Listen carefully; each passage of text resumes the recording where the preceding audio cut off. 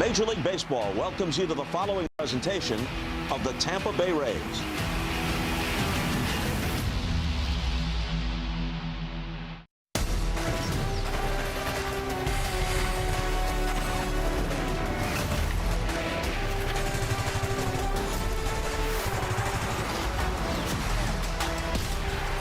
Rays TV is presented by Union Home Mortgage. We welcome you to Tropicana Field. The Rays tonight begin a 9-game homestand with Cleveland in first, followed by the Texas Rangers, and then the Chicago White Sox. With Brian Anderson, Dwayne Stats, great to have you aboard. We shall be joined by Ryan Bass throughout the evening as well. Guardians come in here in the ALC. They are in second place, a game and a half back. The Rays in the American League East, 2 games up, so there's a lot on the line here. These two teams, Dwayne, it's the Spider-Man meme. They're both standing and pointing at each other. They're very similar in how they go about things, but I'll tell you that the Rays have been awesome here at Tropicana Field. Best home record in Major League Baseball. They've won 35 of their 50 games, and it's been driven by the offense. How about that? The Rays team ERA at home and on the road is the same, but the runs per game, almost 5 runs a game at home, just over 4 on the road. So these guys are going to want to run the bags too, because this is what we were talking about. In the month of July, they lead Major League Baseball with 27 stolen bases. Who's right behind them? Cleveland with 26. So both of these teams want to turn this particular series into a track meet, and this is what you were talking about. A game and a half behind Chicago. The surprising White Sox. Cleveland, we know they pitch well. They are searching for some consistency on offense.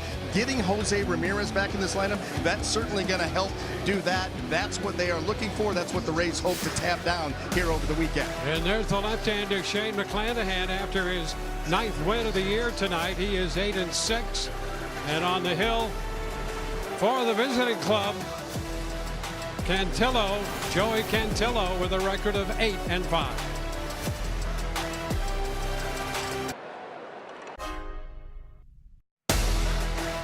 Rays TV is brought to you by Orlando Health. We make it personal. By Rooms to Go. Hurry in to get big savings and endless sofa possibilities. And by Suncoast Credit Union. Score fee-free checking with more perks to save big. Open your account at suncoast.com. Rays back in action tonight. Shane McClanahan, the lefty, looking for win number 9.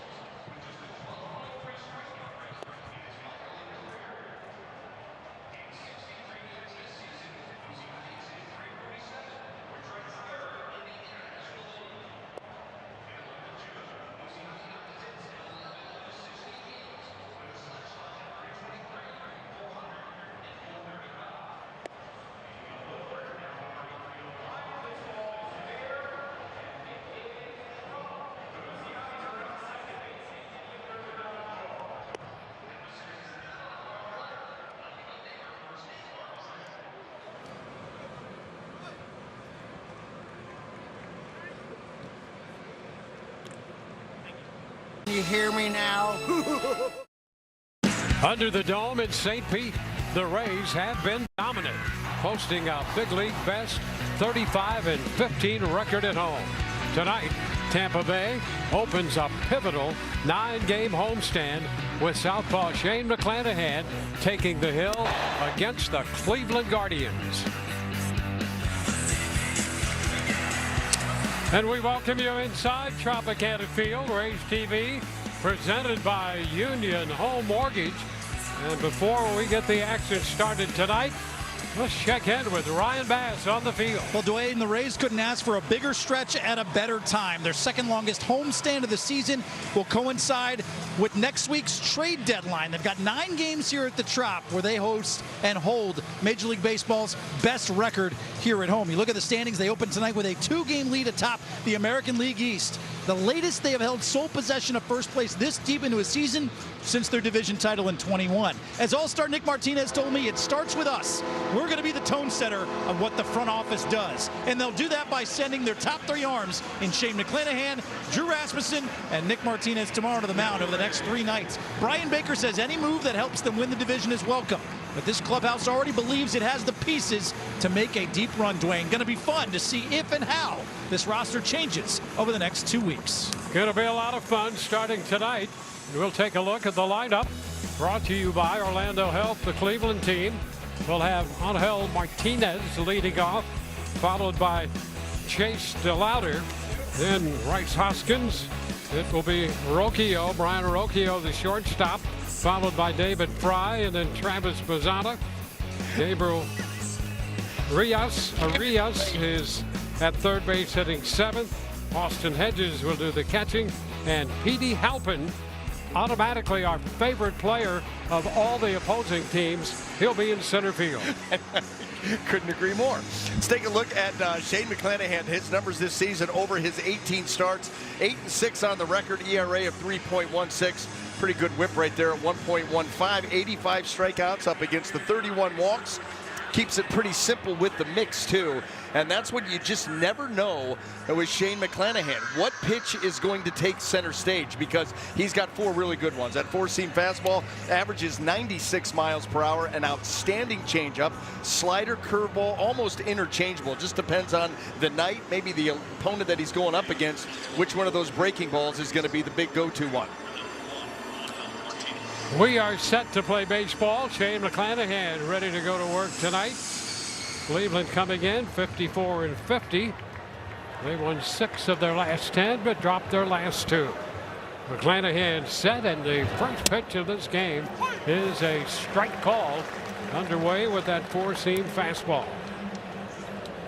Angel Martinez, switch hitter from the right side here against the Rays lefty. Well, and Cleveland, we talked about it in the open coming in, searching for more offense. You know, in most offensive categories, they're down near the bottom. You get a guy like Angel Martinez back into the lineup. Of course, Jose Ramirez with the broken hamate bone, he's back with the team. I don't think he's in the lineup tonight. But you get some of those guys back, and they think that maybe that starts to help this offense. And I'll tell you, the teams, these 2 teams play some great games against each other. I mean, you can't take anything for granted when these 2 clubs get together. Little tap to third. Caminero makes the pickup and throw in time to get Martinez. Well, let's go ahead and set the rest of that defense for you. In that outfield left to right, we've got Chandler Simpson, Cedric Mullins, and Johnny DeLuca. Infield third to first, a little different look. Joining Junior Caminero is going to be Ben Williamson and Ryan Vilade. Jonathan Aranda with Nick Fortes back behind the plate.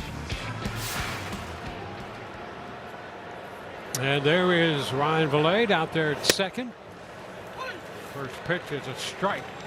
Dwayne, to your point, in the Cleveland notes, since the beginning of 2024, Cleveland and Tampa Bay have combined for 4.76 runs per game combined in 17 games. The next closest matchup is the Braves and the Cubs at 6.33. How about that? So, yes. So everything matters when these 2 teams get together. Yeah.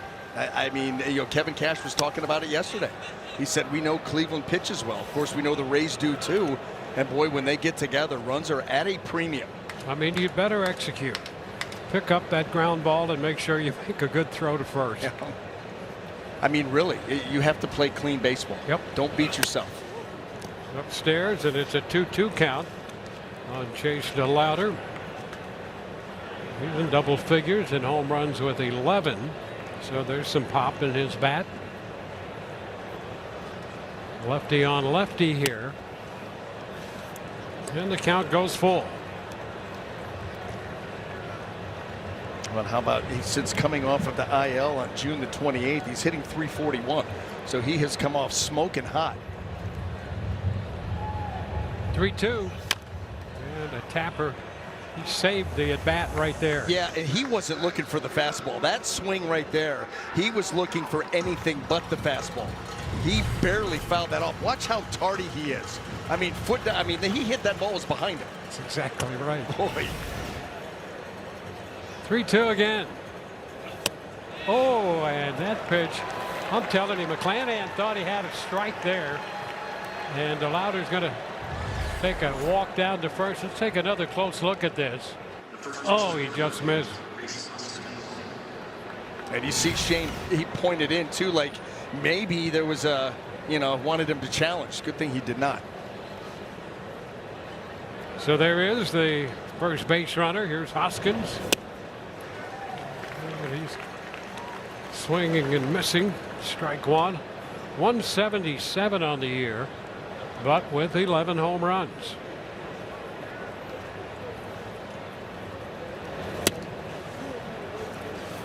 He lays off that one. Change up, down and away.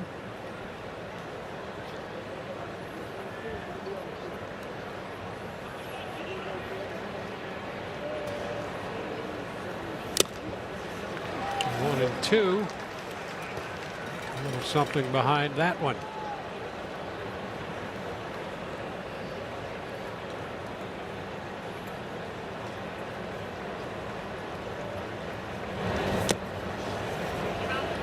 Two. The thing that's frustrating about the walk to DeLauder, the left-handed hitter, lefty's only hitting in the 120s against McClanahan. Yeah. So you want to take care of those guys. Yeah, and there's three in the lineup. Oh, look at that. Strike three call. And now Hoskins wondering about that call as he backed away from the plate. Well, our Advent Hell strike zone, this is not where you expect the changeup. So he recognizes, okay, it was a changeup, but that's got, up. That's probably out of the zone, right? And clearly it was not. So two gone. Ryan Rocchio, the shortstop. Strike one. Rocchio, one of a couple switch hitters in the Cleveland lineup.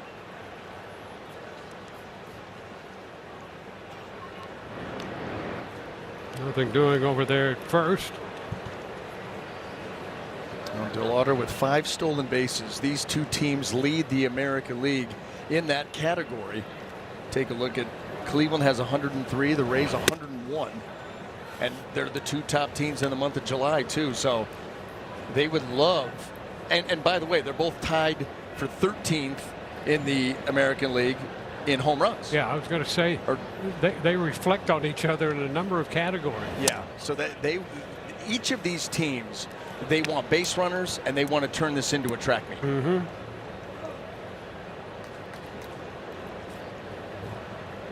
Shane has given up 13 stolen bases in 16 attempts. Does have a pickoff.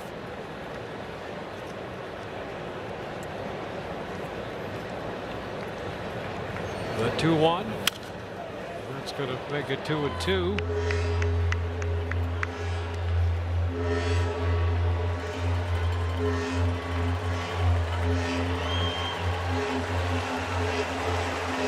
Cleveland, as you point out, they like to run as much as the Rays. Runner on the move, and the pitch is bounced to short. Williamson up with it, and that overhand peg to first. Man left on, and when we come back, Yandy Diaz, Jonathan Aranda, and Junior Caminero. Inspired by the city that started it all. Rays lineup tonight brought to you by Orlando Health. Yandy Diaz leads it off, followed by Jonathan Aranda, Junior Caminero, Cedric Mullins, Johnny DeLuca, and Chandler Simpson down the middle. Ron Valade in there hitting seventh in front of Williamson and then Fortes. Well, taking them out tonight for Cleveland is going to be left-hander Joey Cantillo, making his 22nd start of the season already. Has 8 wins, an ERA of 3.74. And the first pitch, Yandy takes for a strike.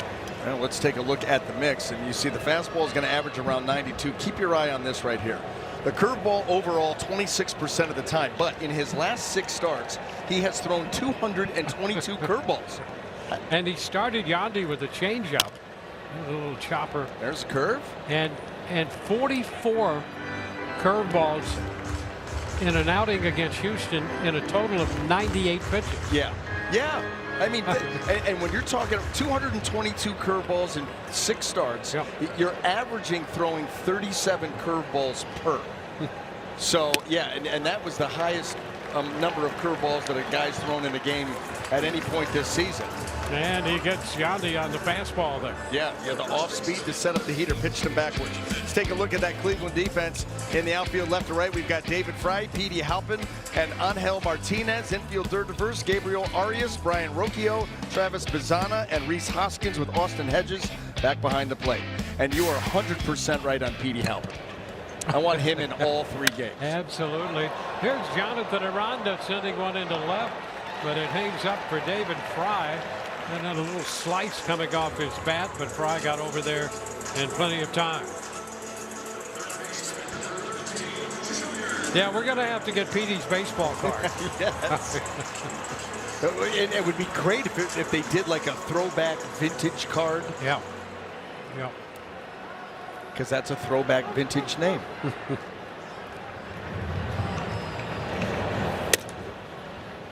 Junior taking a pitch wide, 1 ball, no strikes. Fastball to start him off the plate.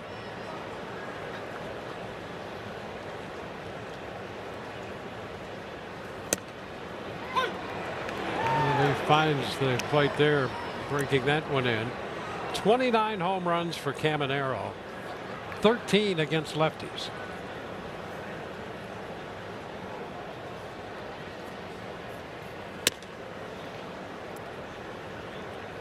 He's off the off speed, 2-1. And you can see Cantillo, not quite Ian Seymour, but he is on that far third base side of the rubber.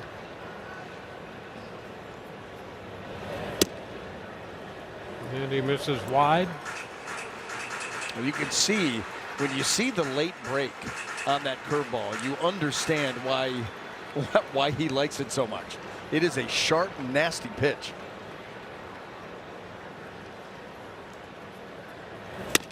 And a swing and miss. That was the 4-seamer, and Caminero was out in front. That ball well up above the zone, and look at how far apart those fingers were. Yeah. Usually you see a guy, they're a little bit tighter than that.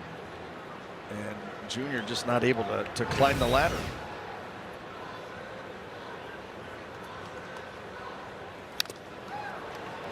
See another 3-2 pitch.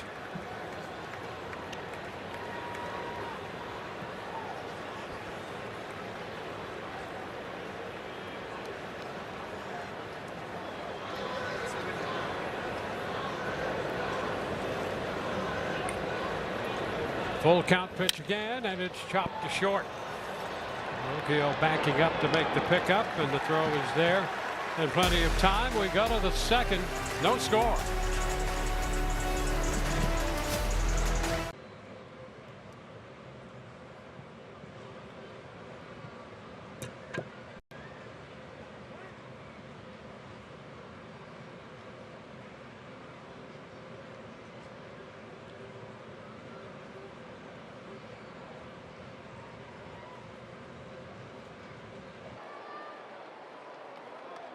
By DoorDash. Well, our 4 keys for Shane McClanahan: keep him confined, keep the ball in the yard. 7 home runs allowed this season. That's a career low home run rate. In fact, 3 of those came in 1 game. And keep the ball in the yard, and you've got a good chance to win a ball game. The other thing that's helped him with that career low home run rate is the fact that when you look at the slider, the curveball, the changeup, all of those pitches are getting about 3 inches on average more depth than they did the last time he was out on the mound in 23. Trying to lift it into center, and they're waiting at Cedric Mullins. So Fry, after getting down on the count, 1 strike, lifts the fly ball to center. I find that interesting, and I think, when you look at McClanahan, the curveball, the slider, the changeup, all of them getting them around 3 inches more depth than they did. Same thing with the fastball, too. Not that you want that, but I'm telling you, it's because Shane is not max effort like he used to be. Yep. He pitches more now. His extension is not where it once was, where he was almost airborne. He's pulled back, dialed back a little bit. He's getting more on top of the baseball, and that's given him more depth. Has it taken some velocity away? I mean, maybe a smidge. Still averaging 96. And it seems to me, when you look at this game over a period of time and pitchers, at some point, every pitcher who's going to sustain success makes those kind of adjustments. 2-1 here to Vizana. I mean, you get guys who throw the ball hard, and that's their calling card. But even some of those guys, as their careers move on, down to first, handled by Aranda, they make the adjustment. And I mean, that's, you hear people talk about this game being a game of adjustments both ways, and it certainly is. And I think it was a lot of it was driven by the injury. Knowing that it's not his first time. It was the second time he's hurt that arm, over the course of his pitching career. And so, you start to say, do I need to go that max effort every pitch? If I dial it back a little, I'm really not losing anything. In some aspects, I'm gaining because I'm getting more depth. But I think that is, that's kind of what led to Charge right there, and that changeup. Pitch right there, that changeup has Arias out in front. By the way, he's now 7 of 7 in first pitch strikes to start this game. Well, that helps a lot. You talk about, I mean, control the count. And when you're able to do that, that's when you start to get hitters to expand their zone.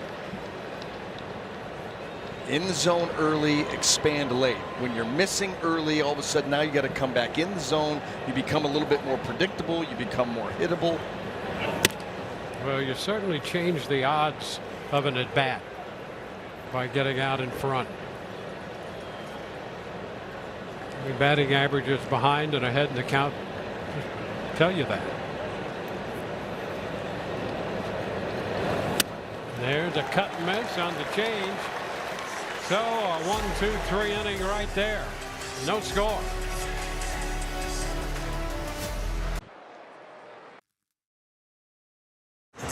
Well, get ready for Curds in the third. If the Rays score a run in the third inning, you score free Wisconsin cheese curds.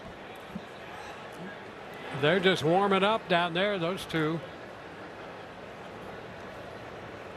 Is that ice cream? I thought he was calling his shot. Sherbert? Yeah. Cotton candy? All in one mix. Yeah. We got a bib. We got a bib going, so it's going to be a good night. Strike here on Cedric Mullins. A little Sherbert.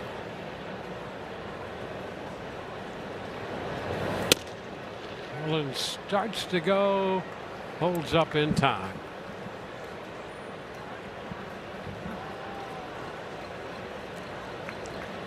Mullins with 3 prior at bats against Cantillo, and he had a base hit, 1 for 3.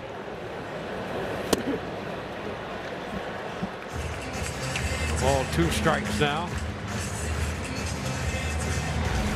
Look at that curveball. I mean, he gets it right out there. That spike action, he gets some sweep with it too. So he's well above major league average in depth. I mean, 6-7 inches. And then on top of that, get some sweeping action with it. Tap. Vizana, the second baseman, will handle that.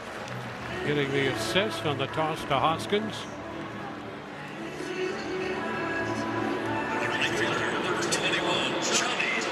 That's another thing that's really interesting about Cantillo. You know, most guys don't have the kind of feel for that he does with a curveball, where you throw it that much.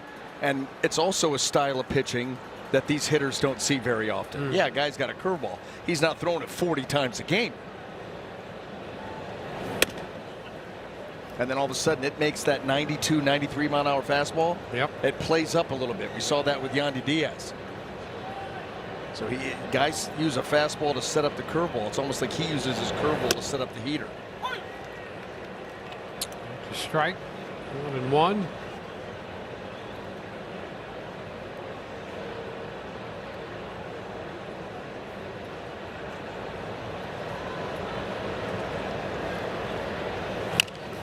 Little tapper, that's going to be a tough play. Throw to first, and that's going to be wide. DeLuca on his way to second. He will stop there, and with one out, the Rays have a man in scoring position. Boy, and Cantillo is so upset with himself because he showed really good bounce getting off the mound. He gave himself a chance to make the play. Watch how he bounces off the mound. He gets there, everything until then. Pulls that ball right into the line, and it kind of gets in between there. Boy, everything up to that point looked good for Joey, and then not so much on the throw. Well, DeLuca will get a hit and an error charge to Cantillo. And the Rays have some speed in scoring position. Open in a bit. Simpson ducking that first pitch. Breaking ball that didn't bite much. Well, let's take a look at our Toyota trend, and how about the hit leaders here in the month of July. Chase DeLauder, Chandler Simpson, Stephen Kwan, 3 of the 4 involved in this series. Some hot hitters. Chandler starts this game pushing the 290 area, 288. There's a long run. Oh, boy. That was Fry. He almost overran it, reaching up to make the catch in foul territory. We have to stress this every time we're here and a new team comes in. Visitors struggle with the roof here at Tropicana Field. We see it all the time. And you're right, David Fry took a look at Rocchio, and then by the time he went back up to pick up that baseball, he's like, don't do that to me again. He's talking to his mates out in the bullpen. Much brighter, whiter than it was before, and closer to the color of that baseball. Yeah, like Kip Winger's teeth. Here's the first pitch. Valade hits it high and deep to left. Got a chance. That baby is gone. Home run. Ryan Valade on the first pitch. The only guy who's ever slid into third on a homer. He wasn't taking any chances, and you're right. Head first for that slide. You hit a home run. How did you get your jersey so dirty? Valade's 8th home run of the year, and it's a 2-0 ball game.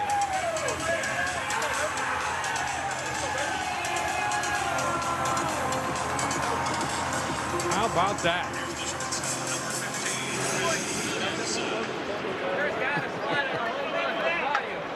That's his 8th home run of the year. 5 of those, by the way, have come on the first pitch of an at-bat. Wow. So he's ready to hit as soon as he steps into that batter's box.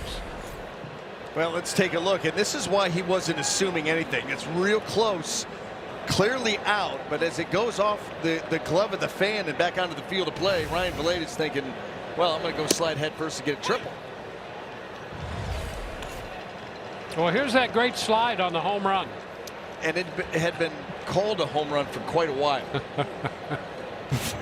Yeah, he went in aggressively, too. That's so good. Pretty good pop for a second baseman. I'll tell you, we both have been around this game for a few weeks or months.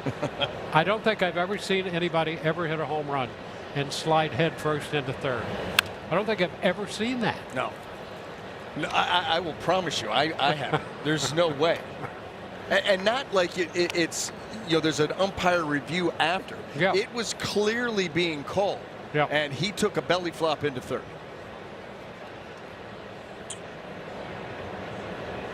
So the 2-run home run by Ryan Valade. And there's a wave and miss. Williamson out on strikes. The Rays are finished, but they come up with 2 runs, and this is how it all came down.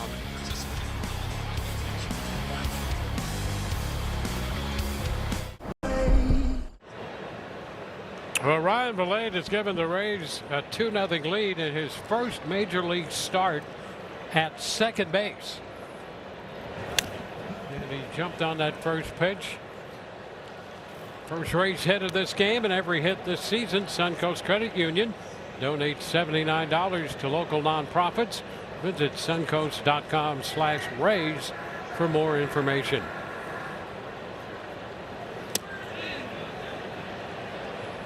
And did he go? He did not, says Todd Tishner. Austin Hedges with a 1-1 count.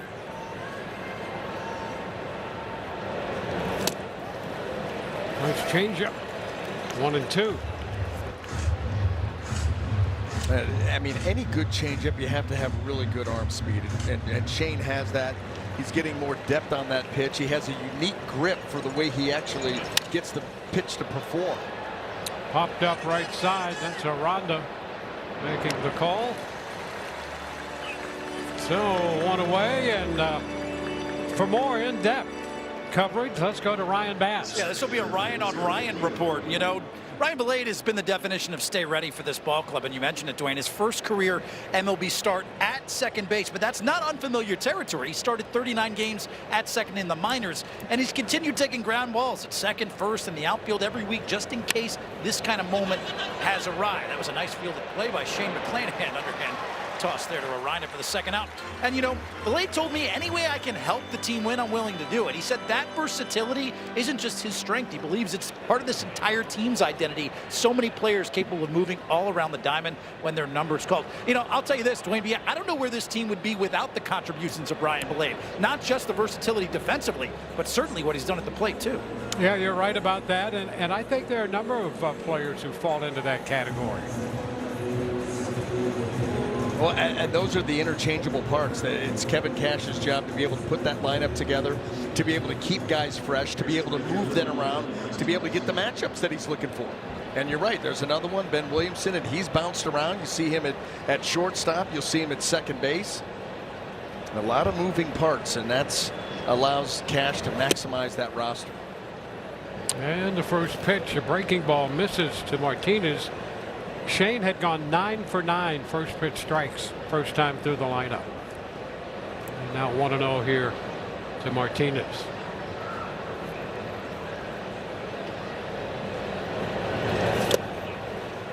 You ever notice?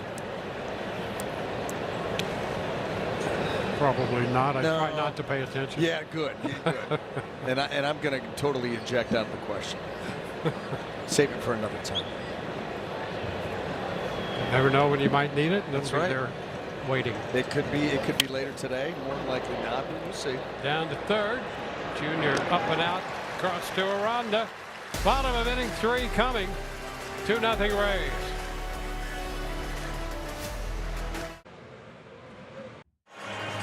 Well, the Rays with a 2-0 lead over Cleveland here as we head into the bottom of the third inning. Ryan Valade, of course, with a 2-run homer.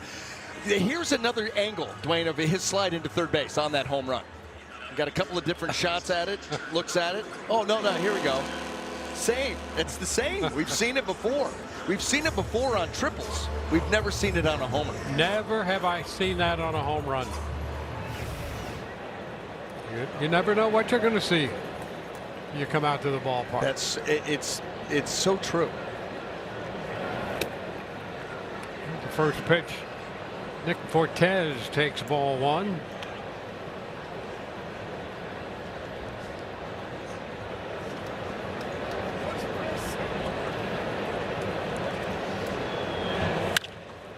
Ground ball headed up the middle and just beyond the reach of the Cleveland shortstop Rocchio.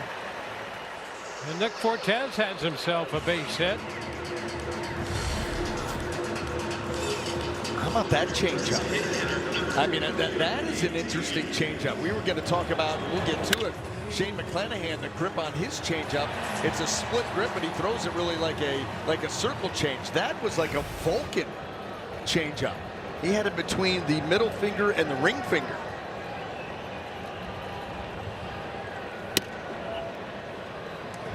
How about this? I mean, take a look at that. It's between, yeah, fingers Yep. 3 and 4. All of that, huh? Ground ball third. Warriors down to second. Over to first, and they get the around the horn double play. 5-4-3. So Cortez forced there at second. Well, Gone. above average ground ball rate. You get that pitch moving down towards the ground. Yandy beats it right into the turf, and then Cleveland's able to turn the old 5-4-3. Now Jonathan Aranda against the lefty. And the first pitch close. A ball, no strikes.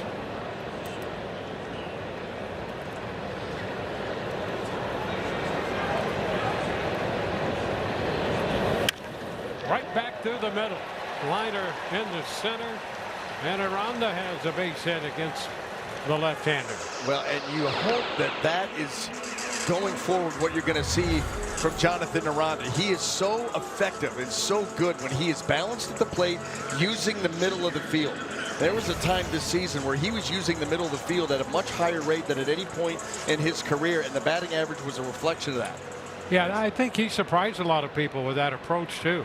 It was more of a hitter's approach than a power guy. He was trying to be the power guy in April. Yep. Had a bunch of home runs, a lot of runs batted in, but the batting average was hovering around 220. Yep. And he was like, yeah, that's not me.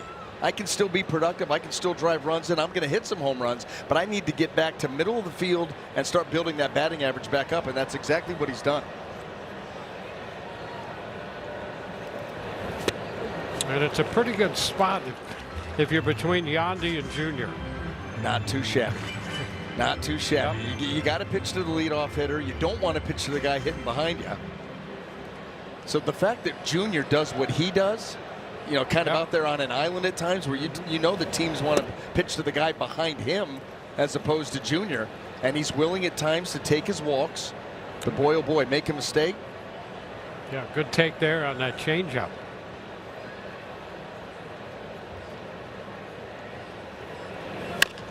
Big chop to third. Warriors will whip it down to second for the force. We are through 3 with the Rays leading 2-0.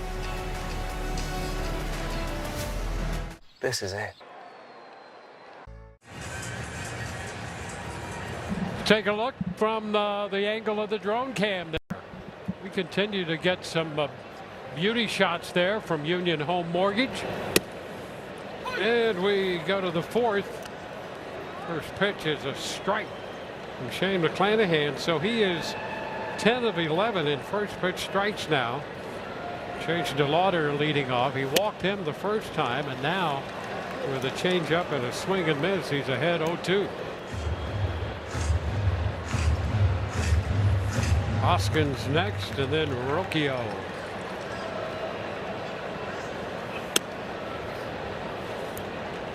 All 2 strikes.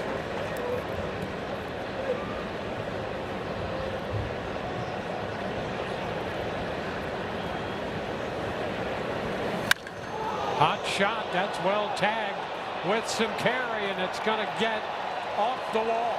Extra bases. The Lauder will stop at second. That was well tagged. Well, this is all about location. Orlando held slow-mo replay, the slider, and it doesn't do anything. And that's why DeLauder was able to put a pretty good swing on it. And, you know, Shane and the Rays fortunate that ball didn't get out, because it certainly sounded like it off the bat. It got up there high off that screening.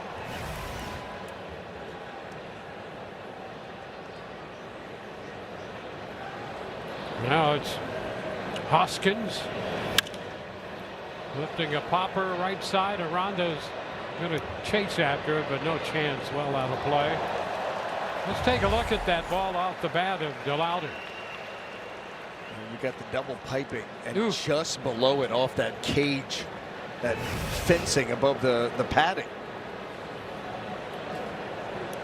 The fencing above the padding before you get to the double barrel yellow. And to left, Simpson on the run. He makes the catch. He was stalking that one, had to make a dive, and he kept that glove hand up there to make the grab. And so Chandler Simpson makes the catch for out number 1. And he keeps the runner at second base. That's the next big thing. First of all, you're thinking, oh, is this going to get down? Is this trouble? And then he's able to dive, lay out, catch, and then get it in right away. So there's no even thought of a move up. What a play. Rocchio's swinging and missing in front of the changeup. Here's another look at Chandler out there.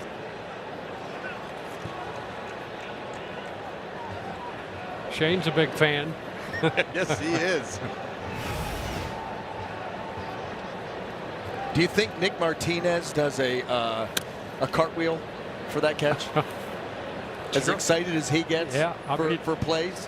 That diving catch saving him a run and an extra base hit. I'm saying Martinez does a cartwheel. Either a cartwheel or a complete 360 on the spin. Pirouette? Yeah. Okay. I'll go for that. Popper right side, angling out at Ronda, but again, no chance. Foul ball may have wound up in the same section as that one earlier when Ronda started after.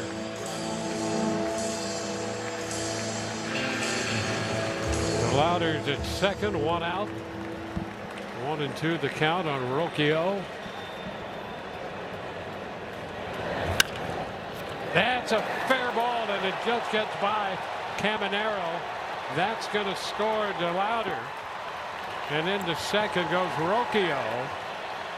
And Cleveland is on the board on a couple of 2-base hits here in the 4th. It's 2-1. Got the breaking ball and kept it fair. That pitch stayed, I think, higher than where McClanahan wanted it, and Rocchio able to get that ball right down the line over the bag outside of the dive at Junior. So the potential tying run at second base. Rays will have a little get together. Build your own Rays membership with the new Fans Choice Plan. Choose 10 or more games for the rest of the regular season and save 15% on every ticket. Plus, enjoy exclusive member perks like postseason priority, access to the Republic Bank draft room, and more.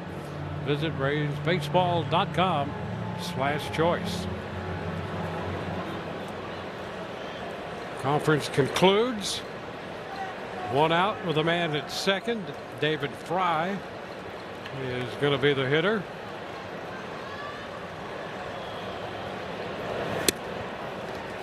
He's missing the changeup. Strike 1.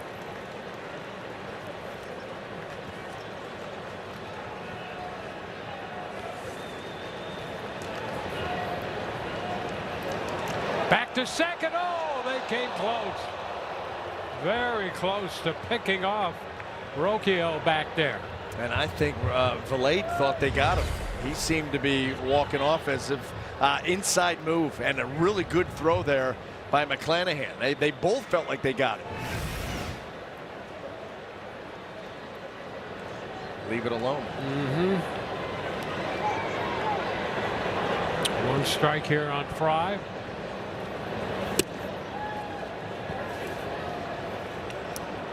One and one.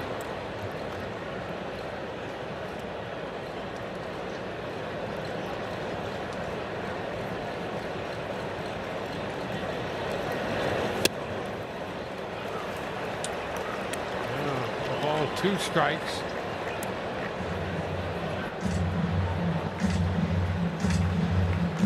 Couple strikeouts tonight for McClanahan. Both coming on that changeup. And he tried the changeup here, lifted into short right, caught by DeLuca.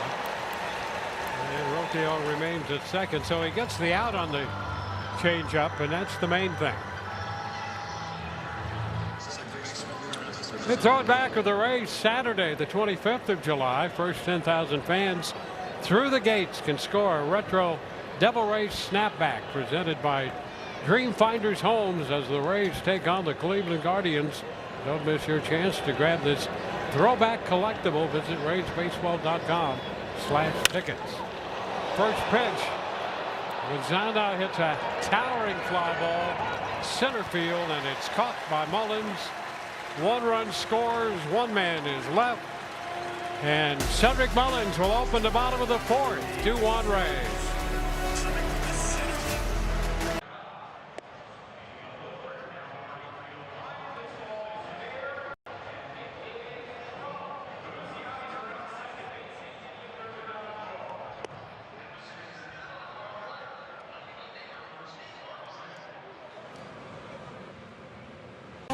AutoZone.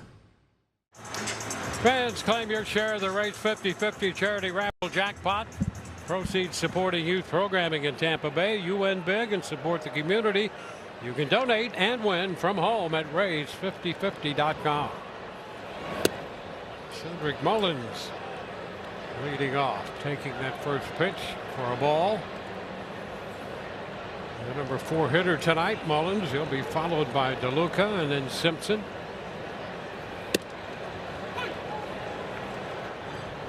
1-1. Batters challenging previous pitch. And Mullins is going to challenge that call. Thinks that pitch is up above the zone. Might be right. Calls overturn the pitch to the ball. ABS powered by T-Mobile.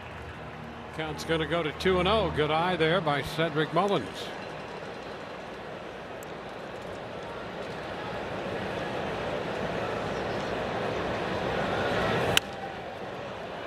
Lifted out of play. Foul. Rays opening a 9-game homestand over the spread of 10 days. Guardians in for 3, the Rangers for 3, and then the White Sox in for 3.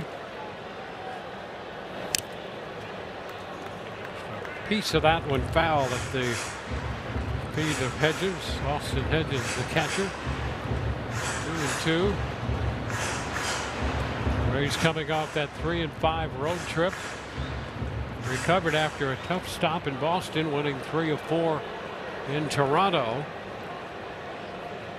Starting the day 2 games up in the AL East. That's a hot shot, line toward the line and right, and a diving attempt that gets by Angel Martinez. Mullins will get a chance to run, already headed to 3rd. He is in there standing with a triple.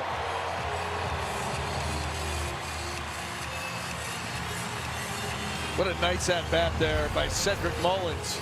And this is a do-or-die play as he lines that ball. Martinez makes the decision to go for it. And if you don't get it, this is what it turns into.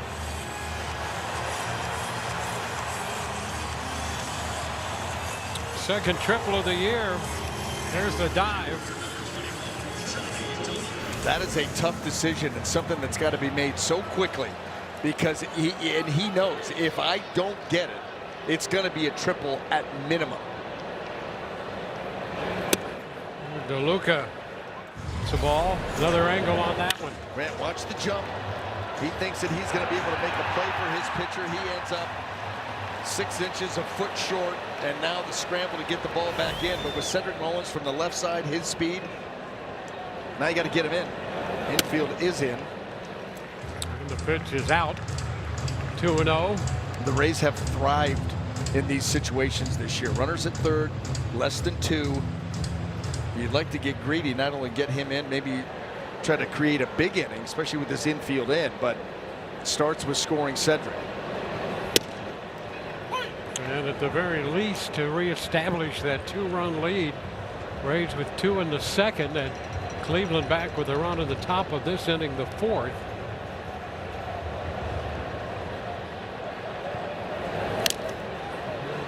Piece of that foul. 2-2. Yeah, and the Rays saw that on the road trip, how demoralizing that can be in Boston, where every time the Rays scored, the Red Sox would score in the bottom half. And I mean, they did it almost every time the Rays scored. And so Cleveland finally gets on the board, and the Rays have an opportunity to answer right away. Well, a full count now. A great opportunity to pick up at least another run. Chandler Simpson on deck. And a base hit drilled through the left side. Mullins will score, and DeLuca drives in the run to make it 3-1. That's the way it's done. Interesting pitch choice there with the way that DeLuca swings the bat, going with the flat cutter.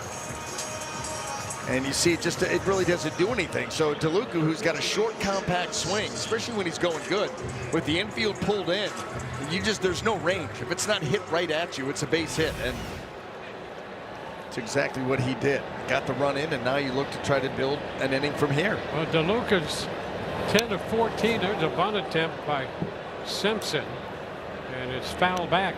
And on that pitch, DeLuca had that lead, and with the delivery was headed back to first when Simpson bunted the pitch foul. Austin Hedges, has thrown out only 2 base stealers this year in 35 attempts. And he was really good a season ago. There's the bunt. This is going to be a tough play. Safe at first, and the Rays have 2 men on with nobody out. I don't know if Arias would have had any better shot, but with Cantillo fielding that and having to spin all the way around, there's no way he's going to get Chandler. Arias was there. Let's take a look. He's way in. He's already there. Yeah, if Arias fields that with his momentum, he's got a chance at that play. Cantillo had no chance, but he took it from him.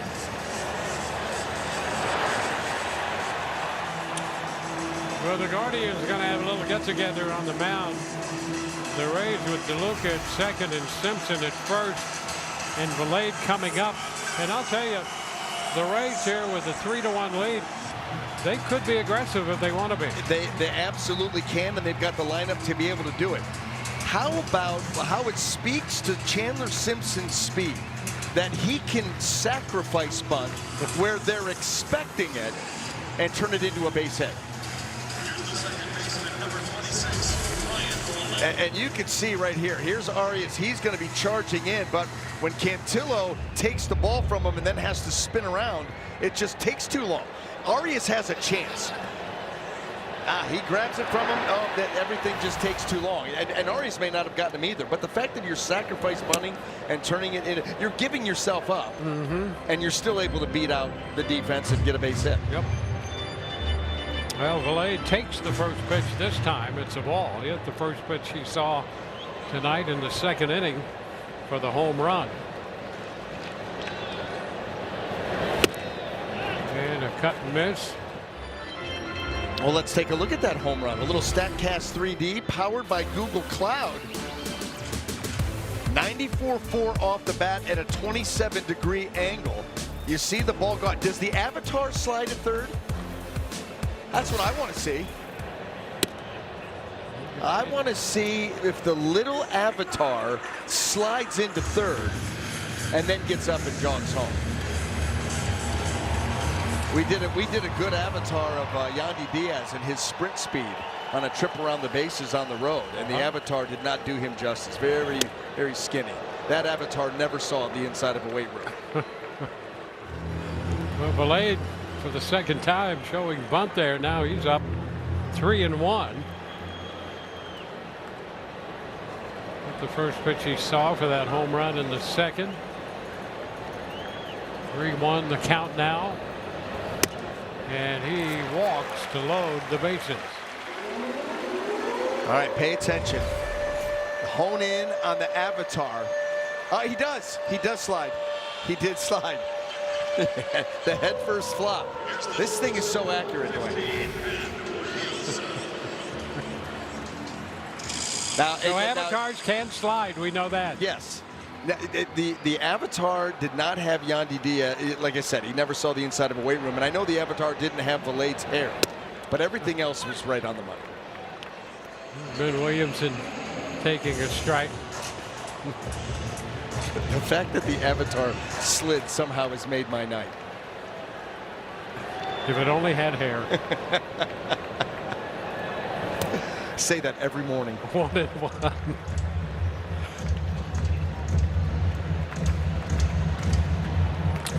Big opportunity for the Rays. A 2-run lead, bases loaded, nobody out.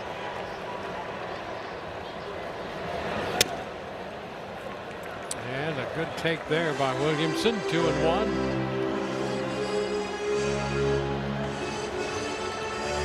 Well, the Rays have made Cantillo throw strikes tonight. They've been very good at the plate.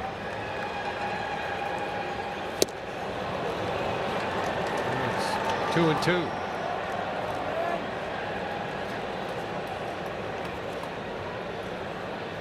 Struck him out with that pitch, and his first at bat gets to strike 2 with that pitch.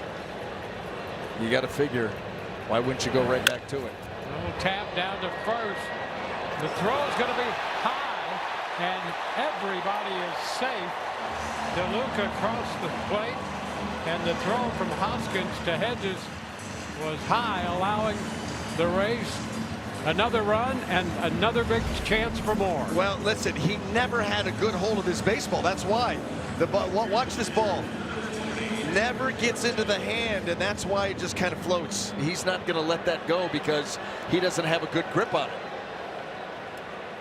Right there, look at it. As it comes out, he's trying to throw a split finger.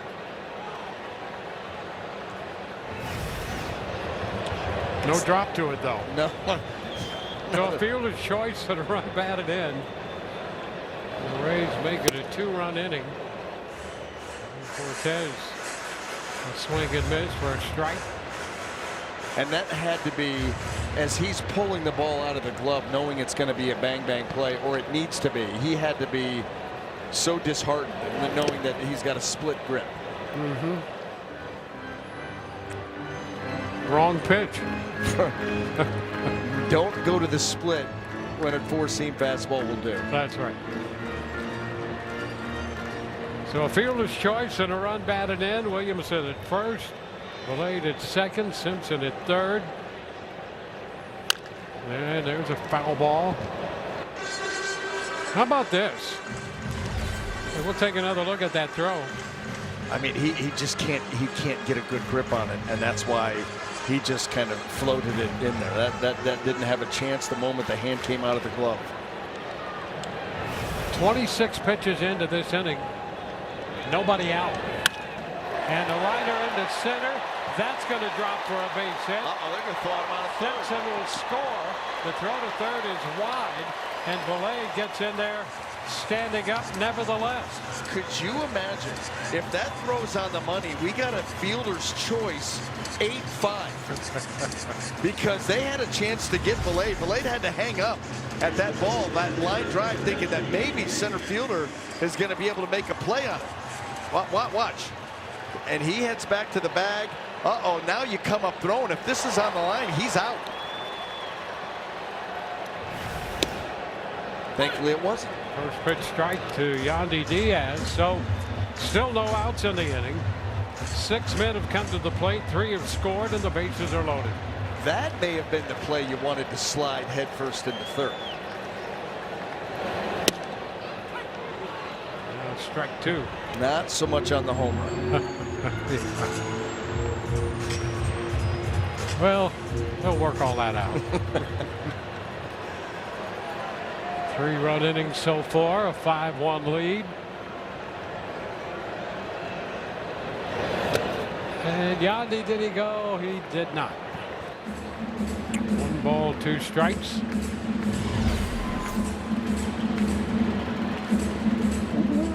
Ooh, I think he went. Take the call, but that looked like he went. Yeah.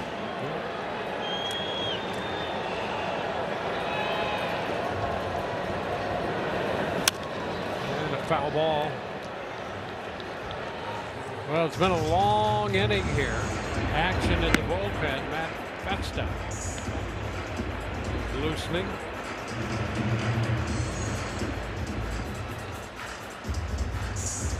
He's gone, what, 31 pitches in this inning. Nobody out. Oh, and that's a call, 3rd strike. So on the 32nd pitch, Yandy is caught looking for the first out. Slide step changeup. And that just completely locked up Yandy. There it is.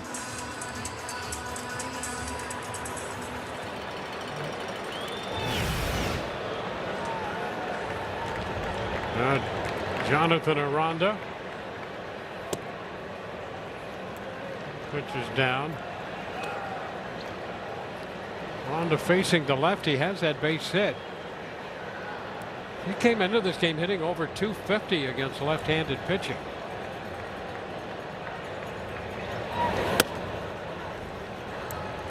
And another take for ball 2.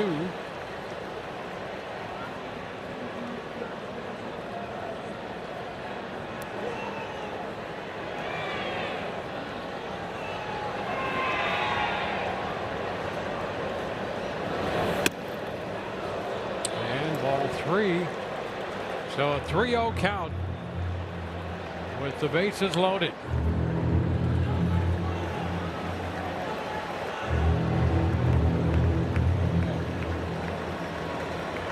Late third, Williamson second, Fortes first.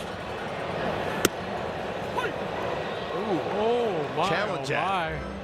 That pitch was way high. Yeah, I mean, look at that. That's that was ball 4 and a run. Yeah. Wow.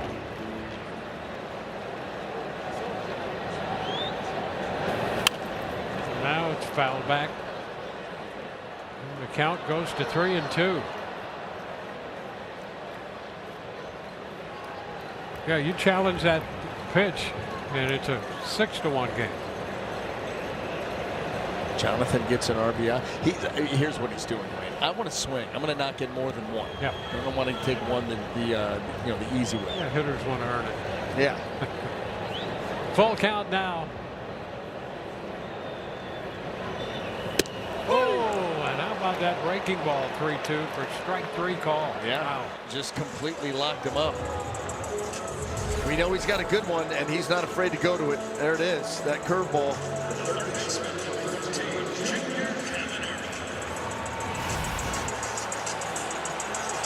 So 2 outs. And Stephen Vogt up out of the dugout with Junior Caminero coming up. Pitching change on the way. The dad. Nothing outshines a blue moon. Rays TV is brought to you by Advent Health. You are our priority in a medical emergency. Advent Health. By Planet Fitness. We're all strong on this planet. And by Wells Fargo Active Cash Credit Card. Earn unlimited 2% cash rewards on purchases. Terms apply.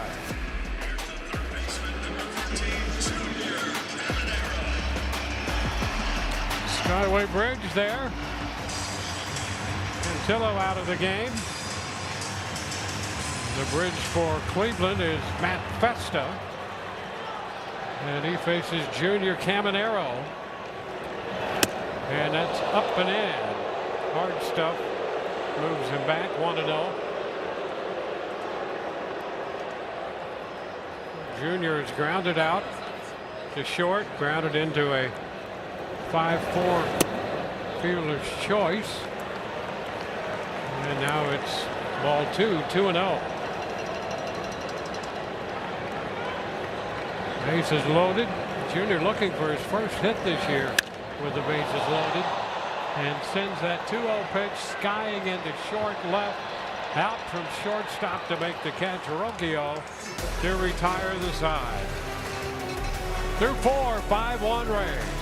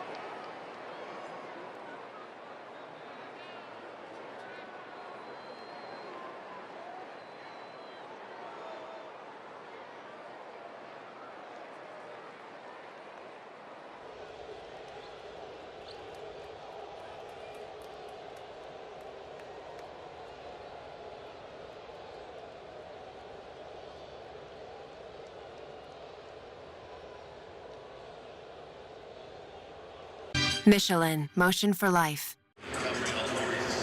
Rays TV is presented by Union Home Mortgage. Rays with a 4-run lead. We go to the 5th. Gabriel Arias leads off. First pitch from Shane McClanahan is down. Shane had made 14 first pitch strikes through the first 15 hitters to face him. And now he is behind 2-0 to Arias. So McClanahan has jumped out in front consistently here tonight. And picks up a strike there, 2-1. Now that's the line. Yeah, I mean, it makes things so much easier for you, and especially after the Rays were able to answer that run by Cleveland to come back with 3 of their own. You take that 2-0 deficit, now it's 2-1. You're able to get the 3 right back. Now a 5-1 lead. This is where you really need McClanahan to pound that zone. He can be as efficient as anybody else on this Rays staff. Get him a little deeper into this game. Is already in the 5th and comes all the way back to get Arias. Yeah, nice job right there. He struck him out with a changeup in the 2nd, and again here in the 5th. Well, let's take a look at our Orlando Health slow-mo replay, and that's that interesting, the split grip, but he throws it like a circle change. Look at the action. They starts that pitch on the outer third of the plate, and then all of a sudden it moves its way off the plate, and Arias just can't reach it. Boy, that's a nice pitch right there. Austin Hedges. And you see most guys, really, I've never seen anybody else with a split grip that throws it like a circle change. Yep. I mean, usually a split grip is a split, but he throws it and kind of, pronates, and that pitch comes out like a circle change would, and that's the kind of action that it gets. Yeah, you can see how effective it is. I mean, if you're a lefty and you've got that kind of changeup against right-handers in that batter's box, that gives you a decided advantage. I mean, 88 strikeouts on the season, and you're approaching half have been on one pitch to one side of the plate. Yeah, there you go, right there. I mean, that's how good it is. 3-1. And what kind of support from the guys and gals in the truck, huh? You just bring it up, it's there. They do the work. Yep. I mean, this isn't work up here. That's right. They do the work to make us look smart. And that's not easily done. No, that's why that truck is so good. There's ball 4 down. Well, the changeup, that's more than a theme here. It's the way they go to work. All of baseball, opponent average against, and the Rays lead the way across the board. How about this? They throw it 20.7% of the time, the highest rate of changeup usage by a staff in Major League Baseball. Last year they were around 11, so they've almost doubled the usage. Catcher's challenging the previous pitch. Yep, we're going to get a challenge here on that pitch. Fortes thought they had a strike, and they did. Tampa has 2 remaining. They just picked up that edge by a seam. By a seam. ABS powered by T-Mobile. T.D. Halfin up there on the backside of that call, and he fouls this one away and puts him down 0-2. But you go back to that changeup and the fact that they've almost doubled the usage as a staff.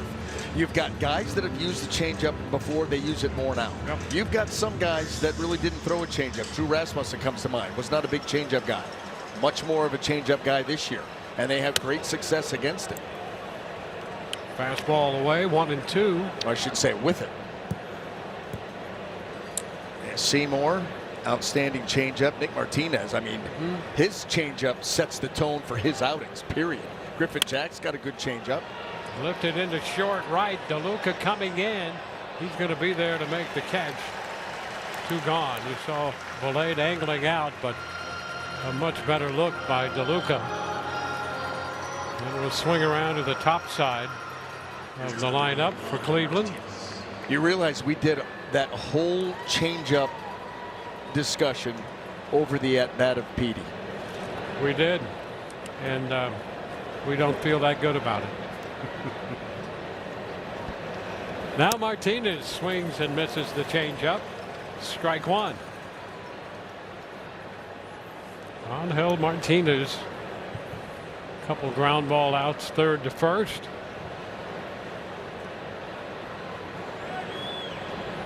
Rays after their 60th win. They are 59-43. It's inside, 1-1.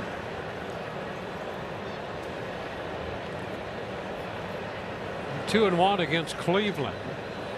In fact, they've really made most of their success against the AL Central and inside the East. Down to third. Caminero will take the throw down to Valade for the force. And we're headed into the bottom of the fifth. It's 5-1 Rays. Relief stick today. Well, the Rays have opened a 5-1 lead, headed into the bottom of the fifth inning, and we're very pleased to have Ken Babby, CEO here of the Rays, join us in the booth. And every time you come by, Ken, we offer you the opportunity just to take charge, and we'll put up our feet up on the counter and let you go to work. But you've been doing a lot of work, as that first pitch is a strike called here to open the bottom of the fifth. A lot has taken place when we talk about not only the new ballpark, but the development that goes along with that. And we'd like to get an update. Yeah, it'd be great. Thanks for having us back, and great welcome back home, guys. Look, we had a great week, and that included even last night at Tampa City Council. We're in a vote that didn't go our way, actually helped outline a path forward for us of where this needs to go and what we need to do to bring this project to a reality. And actually spent the morning, much of the morning, with Councilman Bill Carlson, who was wonderful and emphasized the importance of connecting with each member of City Council to make sure that the issues of his constituents, but more importantly, all constituents of all of our City Council members are heard. And so I'm on it. And we've been working and meeting with each of the members of City Council and, of course, County Commission. And I'm obviously grateful to Bill and for his time today, and all the members of City Council. And we're excited about our vision going forward and bringing this project to a reality. You know, the biggest talk has been about the ballpark itself, and we love to talk about that and what that's going to be like.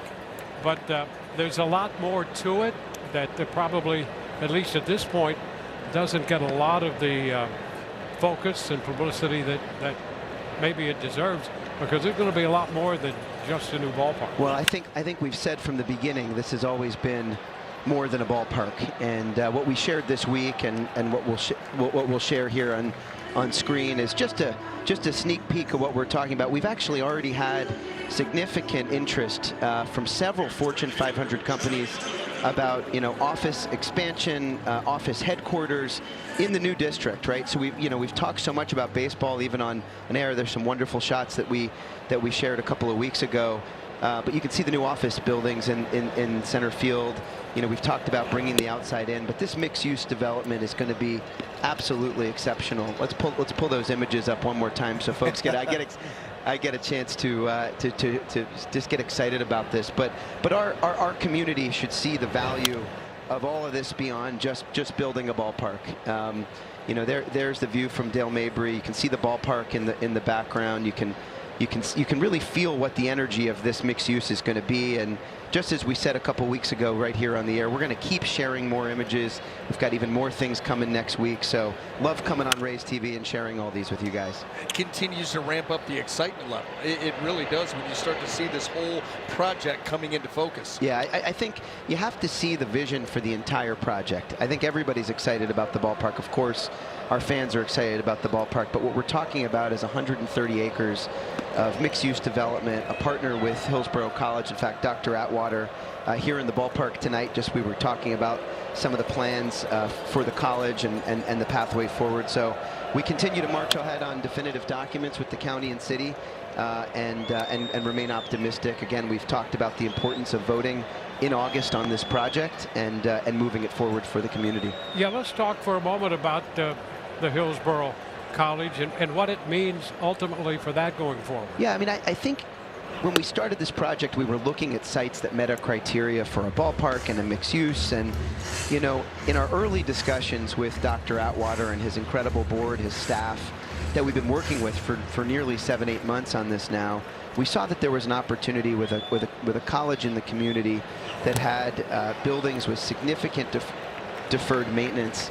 And there was really an opportunity to do well, and so we partnered with the state of Florida, grateful for the governor's help, and moved forward on a project that ultimately will rejuvenate a college, change a city, you know, bolster incredible economic development, $55 billion of economic development for our community as a whole, and as we've always said, the cherry on top, the forever home of your Tampa Bay Rays. Yeah, Ken, I think you're absolutely right about that. We love to talk about the ballpark, but the financial and the business side of this for the community is something that I know that you would like people to be aware of, and I think it's an absolutely win-win if it's developed the way we hear it talked about. And it has to be a fair public-private partnership.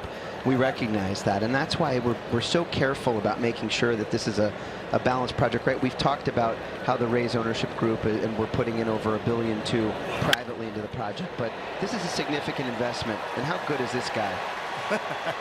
He's going to run that into a double. He is such a weapon, isn't he? Yes, he is. How he can affect the game by doing something like that, how he can affect the game by just getting on base, how he can affect the game by just being on base and not doing anything.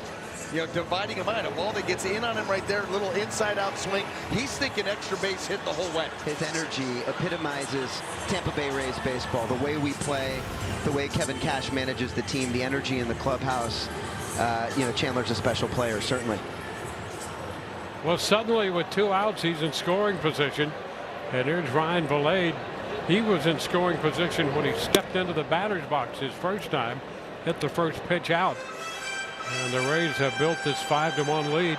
Well, I think going forward with this project, the idea is to get the ballpark done, but it's also to make it win-win for everybody concerned. Yeah, I think that's right. And even if you're not a baseball fan, you have to see the value, right? We talked about the importance of the college and the community needs and the, you know, the revenues that are going to be generated for the entire community that are going to be ultimately reinvested back to make not only the mixed use better, not only the project better, but our city and our you know, our county better. Folks have asked me in recent weeks, you know, what about the city? What about the county? How is this all going to work? This is the best deal for Tampa Bay when everybody's involved. The Rays, the city, the county, the state's budget's already been approved. We're all here ready, committing, willing, and able, and excited. So then what's the next step? So the next step is to bring these definitive documents forward. I was in meetings much of this week, sitting with our partners at the county, working, as we talked about, with city council to really bring them into the fold of what's happening and ultimately bring those definitive documents for a vote here in August. And that would be binding then? That would be binding. That would be binding. Okay. It's the late innings for sure. Yes, yes it is. I said to somebody today, after our breakfast this morning, I said, guys, this is a high leverage situation. Well, we have a number of guys in the bullpen That's who right. can take care of high leverage situations. I didn't bring Brian Baker to breakfast. Maybe I should have. I mean, hey, Yeah. I'm sure he would be happy That's right. to get the job done because he certainly does it on the field. And a wave and miss right there. Well, Ken, you obviously are welcome anytime to talk about this. Great to have you stop in. And I'll tell you, if it's a win-win-win and there's a view of that ballpark, that's a beauty. Thanks, Dwayne. Thanks, BA. It's great to be here with you guys. Let's get a win. Absolutely. Yes, Thank sir. you, guys. Okay, Ken. Thank you. Good to see you.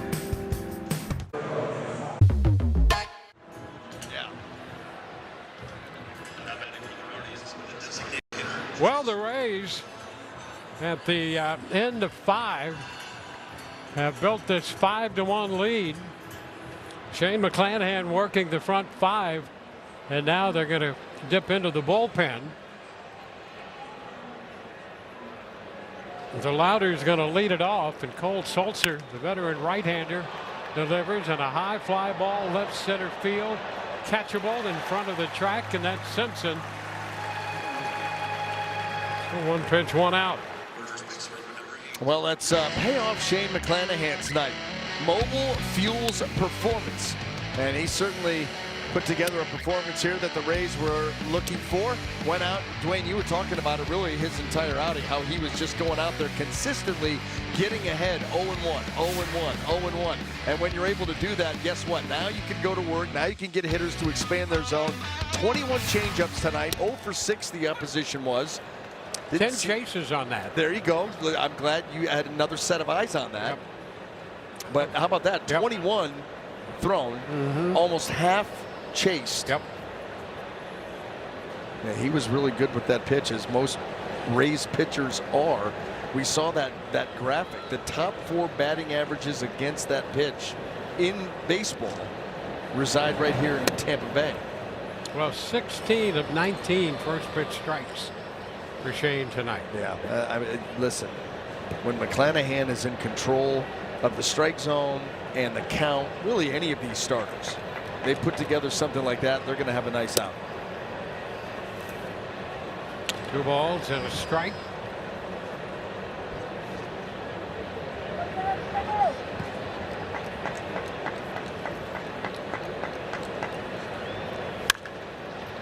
Full foul. I did not notice until right now that on the side and on all the Rays hats, the Hall of Fame patch. The Hall of Fame induction weekend. Yep. And then you got the Hall of Fame patch on the side of that. There you go. It's coming up. Oh, and a swing and miss on that change. I'll tell you, I don't know off the top of my head how many changeups his staff has thrown, but when you talk about the most valuable pitch, the changeup has been just a major weapon for this staff. How many strikeouts tonight on the changeup? We saw the teams were 0 for 6 against Shane. Cleveland was, but how many of those were strikeouts? There was a strikeout right there on a changeup. Yep. My point in bringing that up is coming into tonight's game, the Rays had the major league most 262 strikeouts on changeups. Yep. So that number has gone up. They lead Major League Baseball. Obviously, they use it more than anybody else in the game. And by the way, it makes some sense. Everybody gearing up for velocity nowadays. The Rays are like the anti-velocity. Yep. Rocchio strokes it into center, picking up his second hit. So he has 2 of the 3 hits collected by Cleveland in this game. Boy, he stayed right on that changeup. Was not fooled at all. Stayed on time. I think you just saw the spin, the grip out of the hand. And you get a good look at it. And use the middle of the field. But this team, and you know, they don't have a staff full of guys that can just overpower you. They can at times, but boy, oh boy, do they confound you. And they do it a lot with that pitch. First pitch strike right there. Well, Shane had he had 3 strikeouts tonight as I take a quick look here, and all 3 were on changeups. Well, there you go. And how about Cleveland? 185 average against that pitch. So it was a good matchup. Really, it's a good matchup down the board. You know, when you think about the Rays are going to start in this series, Nick Martinez, outstanding changeup. Drew Rasmussen, his changeup's becoming a huge weapon for him too. He really didn't even throw one a season ago. Now it's up there 10-11%, and at times he'll throw more than that. Well, that's been one of the fun parts of watching this team, when you look at the pitching staff and the use of that changeup. And you're right about Martinez going tomorrow. What's he, 9-2 now? Yeah. And if you want to see a guy pitch, he's the guy to come out and watch. He is so much fun. And McClanahan, there's nothing wrong with what he did tonight for 5 innings. And then Sunday, yeah. You want to see a guy pitch, you come out and you see Drew Rasmussen. I mean, you can say that up and down this staff. That's exactly right. Well, that change up. I don't know how he, number one, how he took it, and I don't know how he didn't swing at it. Full count now. Rocchio will be breaking on the pitch. And a swing and miss. He got him. Another changeup and the strikeout. 5-1 Rays.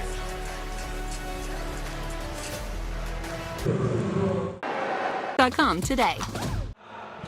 Welcome here to the Roots to Go Lounge. talking Chandler Simpson here tonight. Chandler's been awesome. He's going out there doing what he does best, the hustle that he shows in this lineup, and just the speed that he prevails right here. You see him putting the bunt down right here, forcing pressure on the pitcher, making a bad throw right there, knowing the speed that he's got, and then this right here, out of the box, a bloop shot into left, and he knew what he wanted the whole time. He wanted a double out of the box. He was going hard, and that's what gets him that double and puts him in scoring position. Doing what he does best there tonight, Chandler Simpson, trying to get the Tampa Bay Rays on the board once again. There's no argument against that. You are right on. As the Rays have built a 5-1 lead. And we go to the bottom of the 6th inning. Ben Williamson fouling that first pitch off for strike one.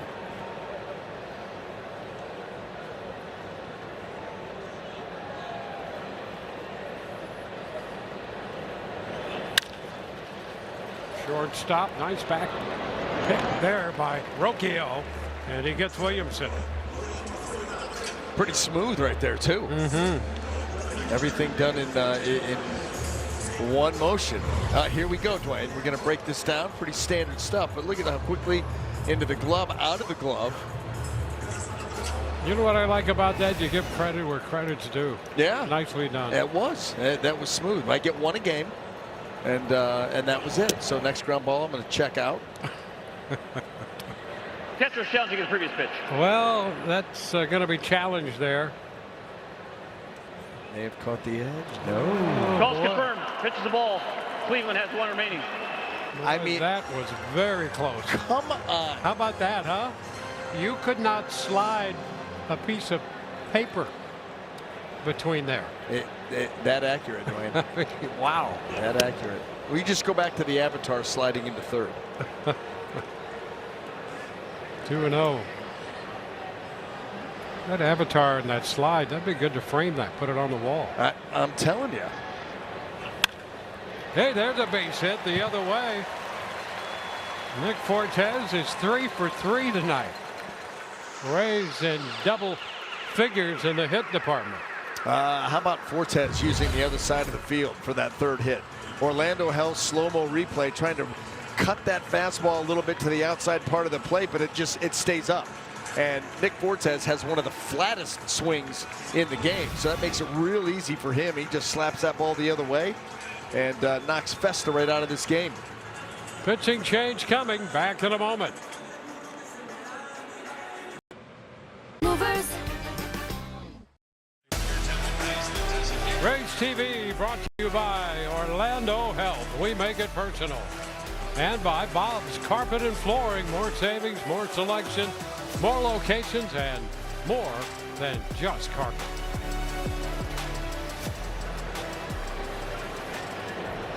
In the Rays half of the 6th, 1 on, 1 out.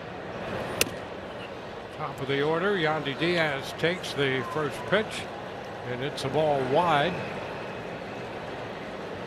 Franco Aliman is pitcher number 3 for Cleveland. A little close there. It's 2-0. Four-seam fastball, and got close to those hands. You see Yandy does not appreciate the fastball in off the plate. Not a big fan. I mean, most hitters aren't, but Yandy really doesn't like it. I don't know. Another pitch tight for ball 3. This is an interesting little delivery here by Aliman. I'm glad you got to that name first, is all I'm saying. It sounded like I was placing an order.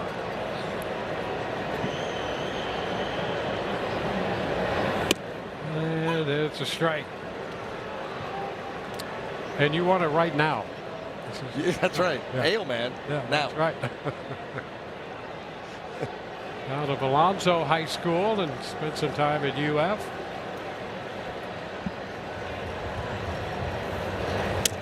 And there, oh, that's ball 4, a little wide.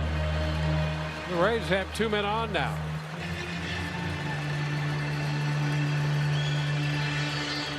So, and the Cleveland trainers headed to the mound. So apparently there's an issue out there with the big right-hander. 5 pitches into the outing, he's given up the walk.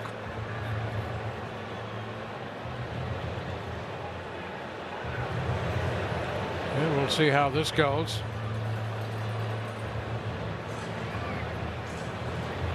Rays scored 2 runs in the second inning on the Valade home run, got 3 in the 4th. Cleveland a run in their 4th. Rays now in double figures in hits. 5 runs, 10 hits. And Cleveland a run on 3 hits.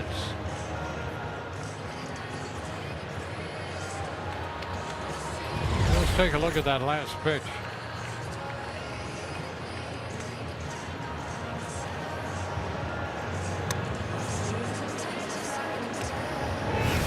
You know, that was what was really interesting, is you didn't see any, he didn't make any sudden movements. He didn't limp, he didn't point at anything, he didn't look into the dugout, at least not in that clip. Well, you saw Adam Hammery there indicate that's not going to be considered a trip to the mound as they checked on his welfare. And so here Jonathan Aranda to bat with 2 men on, first and second. 1 out.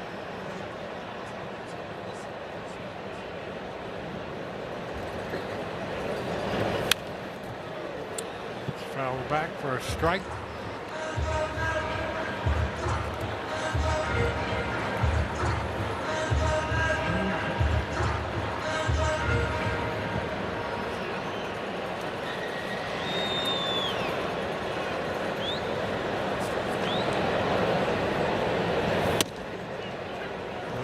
Side edge, barely picking up the corner there for strike 2.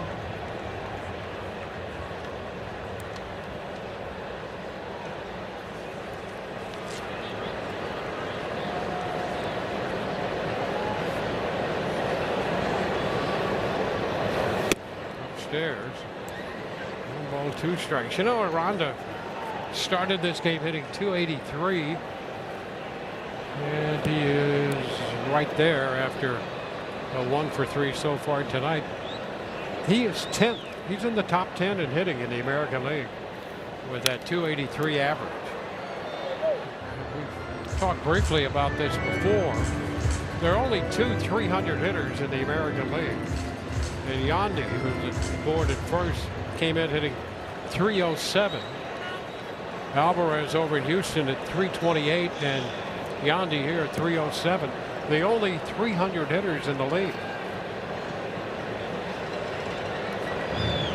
Gosh, it was back in the late 60s when Carl Yastrzemski hit .301 and led the league in hitting, and they were all concerned about where's the hitting. You're getting close to that again. I mean, really. It's fouled back. They have 2 300 hitters, and then only 3 hitters above .290.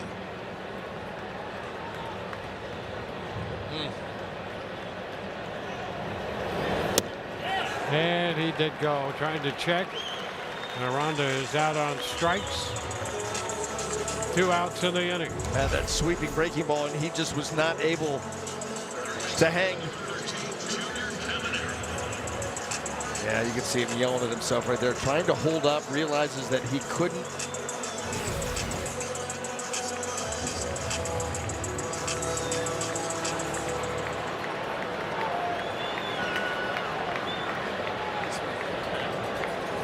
Junior Caminero in the batter's box.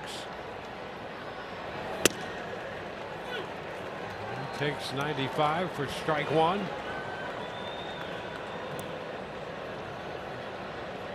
Junior popped short his last time.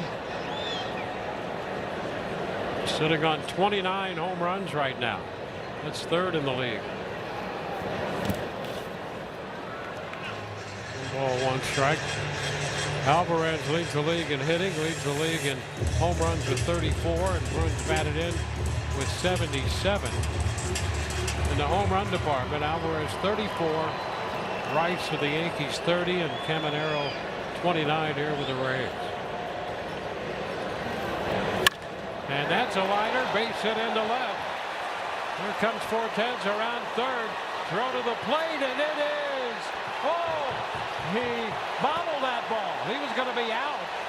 And then Hedges did not maintain control. And the Rays get another run. Fortes safe at the plate. And add that one to make it 6-1. That was a strong throw. Cleveland had a chance. The ball gets there in time. There's the dive to tag. And that ball comes loose right there. And then Adam Hammery, for a second there, I thought he was giving the 6-7. But no, he was saying he bobbled it. Here's Mullins. Strike one. Caminero picks up the run, batted in. Some people in the truck not real happy with me. But it's not the first time. Tonight.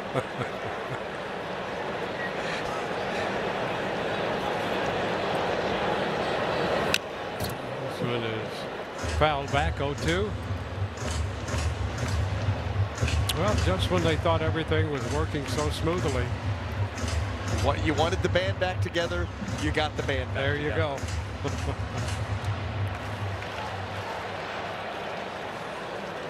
Rays with a couple in the second, 3 in the fourth, a run here in the sixth.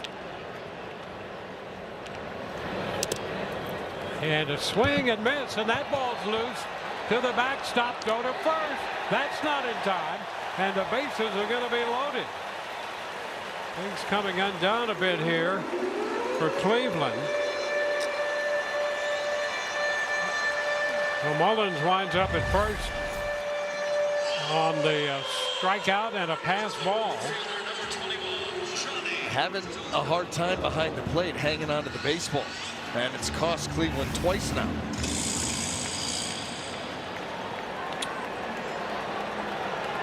And here's Johnny DeLuca. Bases loaded. Foul ball, and any more of this, and this right-hander wondering why he wasn't removed from the game. Alleyman had him come out and check him over. Things have not gone well since then.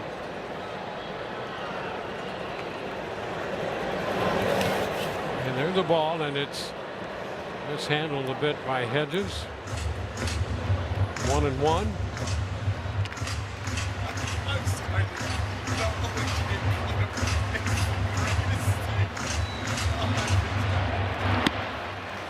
Croft up in the bullpen.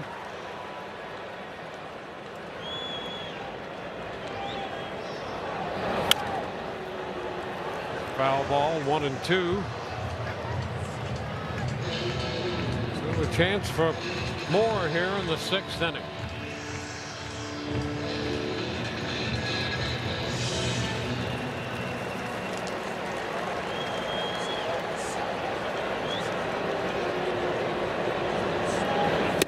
Swing and a miss to retire the side. Rays score 1. They lead 3. And here's that play at the plate again as that ball pops loose. 6-1 Rays.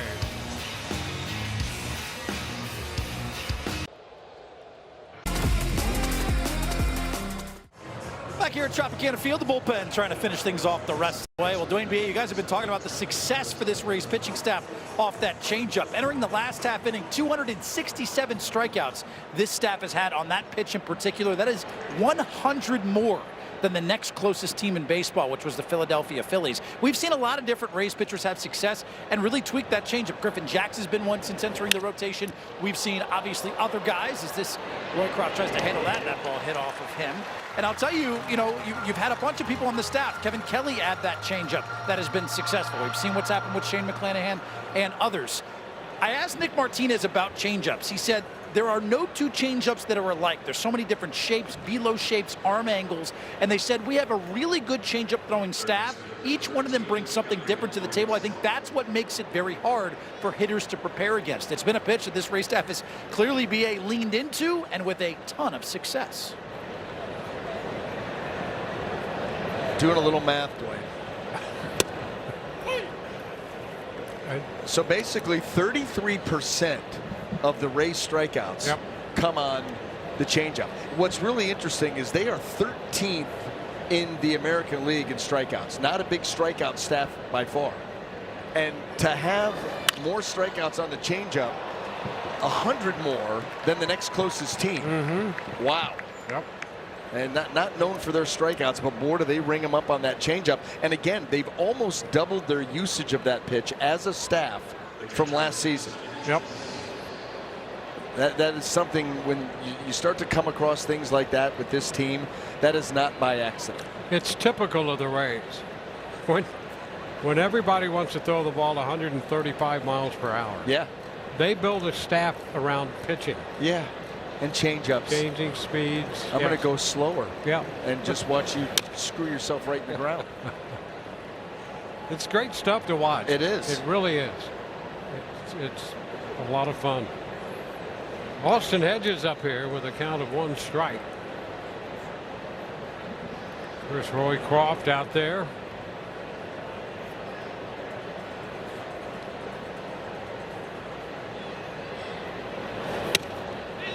There you go. He did not 1-1. By the way, scoring change, and they've taken an RBI away from Junior Caminero in the 6th. They're going to charge Hedges, the catcher, with an error, allowing the run to score. So no RBI and an E2. Ground ball. Oh, it's going to go through the left side. Arias moves to second on the Hedges base hit, sharply hit.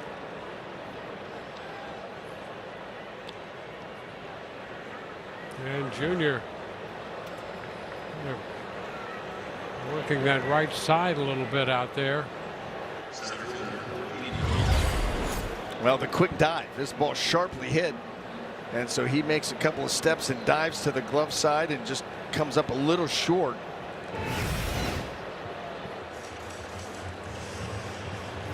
Yeah, he's still not completely recovered, and the Rays are going to spend a little time on the mound. We'll remind you, Friday nights have gotten better at Tropicana Field. Grab the Devil Rays deal, score $10 in Burst Bucks loaded to your ballpark account with your ticket purchase, and then kick off the weekend with happy hour before first pitch at the Hall of Fame Bar and Grill. Purchase the offer at RaysBaseball.com/Friday. Lots of ways to be here at Tropicana Field and put together a good time. It's Clevenger, the lefty, up in the bullpen.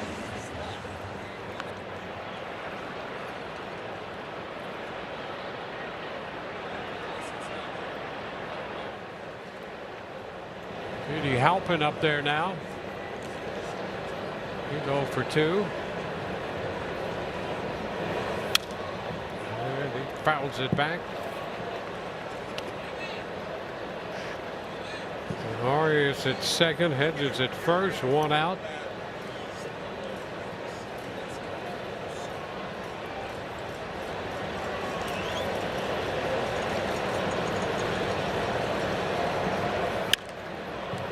Fouled away, 0-2.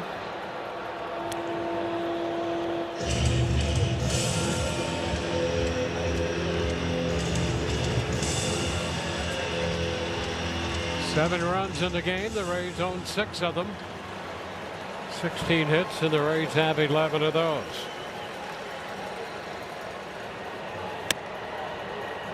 Up and away, 1-2.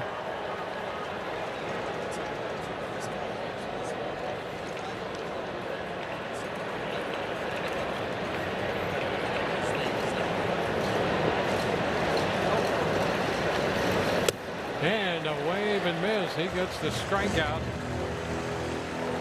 So P.D. Halpin out number 2 and 0 for 3 on the night. Look at that, 96. Look how that takes off. I mean, he ends up with a swing with a bat that's not long enough. That kind of arm side run. Yep. You see that and you go, wow. You really do. It used to be you'd say, well, a guy threw that hard, you're not going to be able to get the ball to move. Like, what a play. Up the middle, and look at that play by Williamson. Not only does he end the inning, he saves a run, and they get the out at first. Wow, that's quite a play on that ball hit up the middle. Martinez out, Williamson up and out with the throw. See ya. What a star by that one.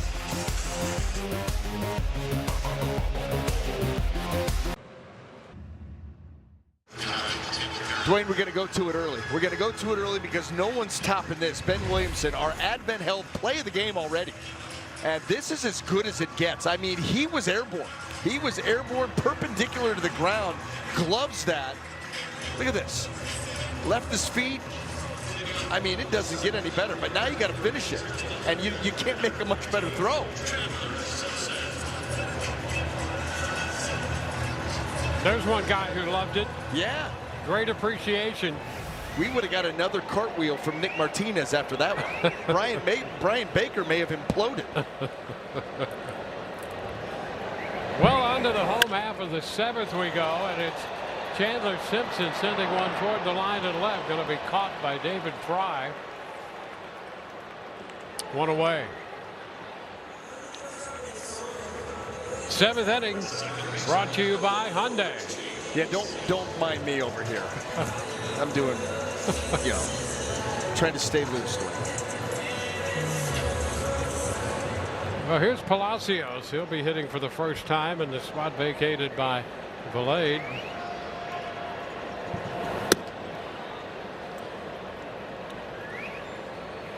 All those strikes. 95 from Tim Herron with a 3.06 ERA.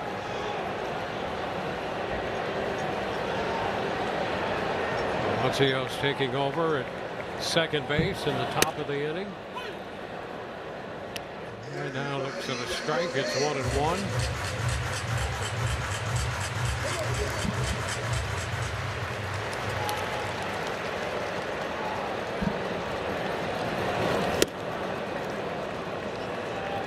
Two.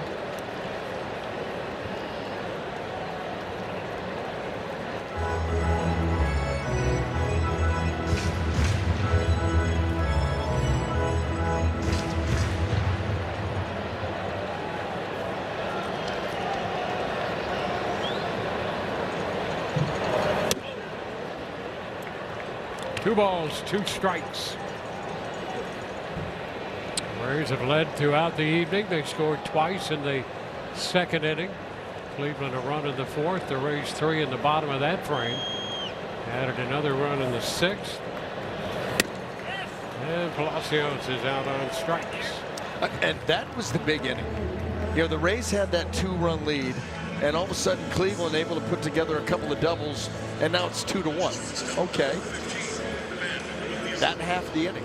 That half of the inning, the Rays put together a huge 9 men to the plate, and you score the 3 runs, and you take that 2-1 lead back out to 5-1, and it starts to get a little bit more comfortable.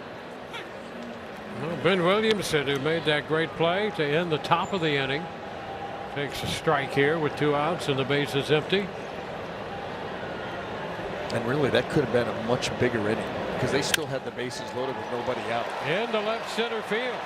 Extra bases coming here all the way to the wall. Williamson is digging for second and standing with a double. How many times have you seen it, Dwayne?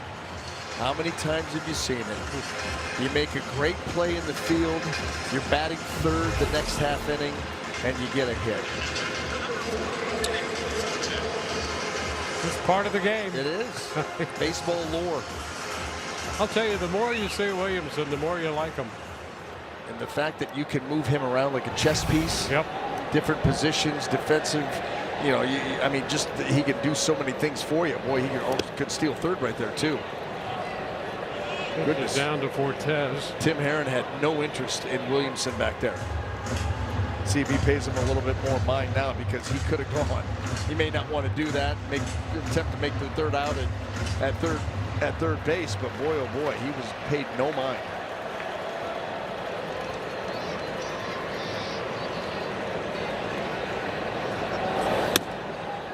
Well, Mercedes covers every base.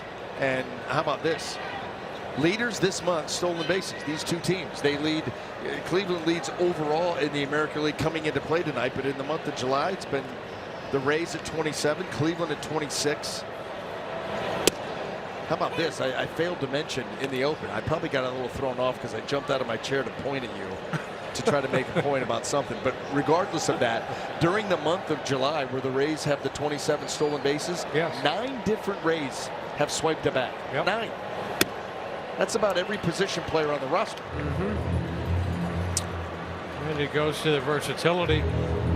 You know, and we were talking about what Williamson has done all over the infield, and now with the bat, it's been fun to watch. The ground ball foul. And, you know, he's also made 5 appearances on the mound. And his earned run average is quite respectable. What is it? 3.60. Yeah. How about that? It's not too bad. Yep. He's been out there 5 times already? Yep. I don't like that. but still, if you're going to be out there, do a good job, and he's done that.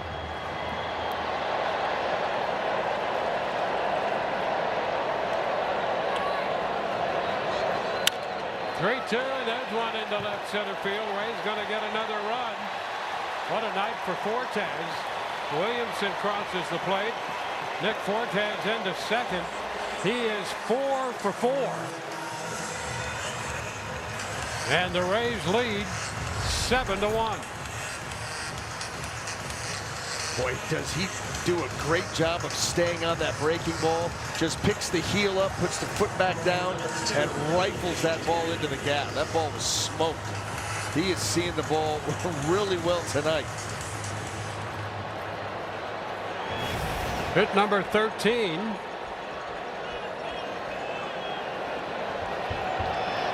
Yandy, a little tap foul.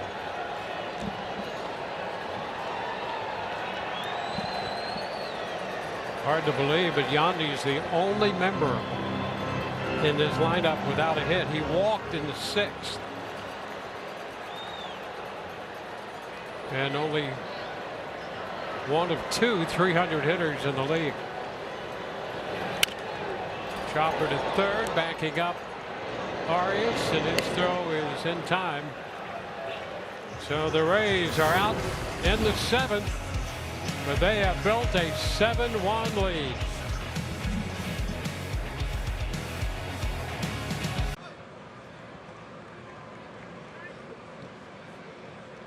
Here to support your style. When Rays pitchers strike out 10 or more hitters during a home game, you get free Busch Gardens tickets. Visit CaneStrikeout.com for more details. Restrictions apply. On to the 8th, 7-1 Rays lead.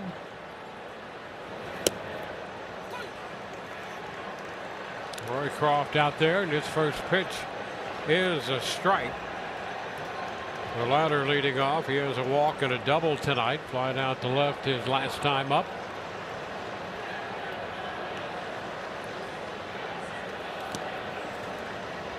Pitch is down.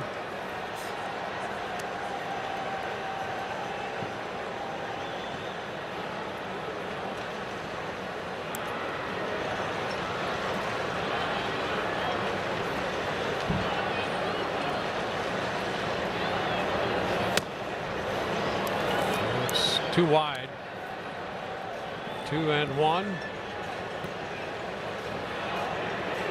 Shane McClanahan started this game. He pitched very well.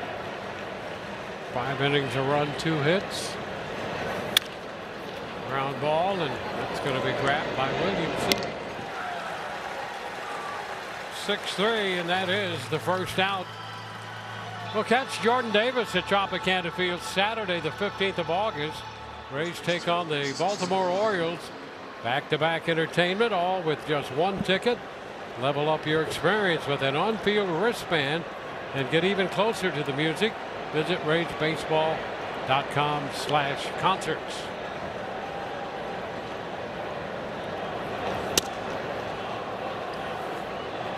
Rhys Hoskins, ball one.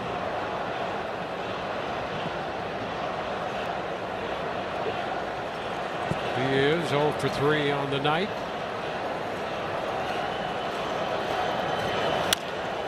Chopper foul. Ball one strike.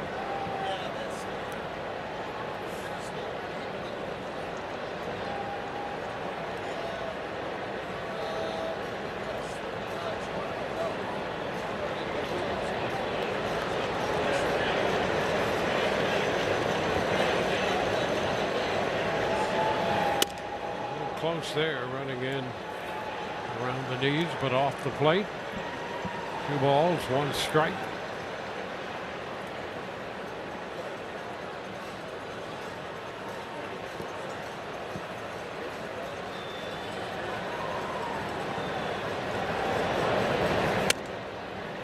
That's going to be too close. 3-1. Running on Roycroft. Delivery off to the first base side. Moves inside.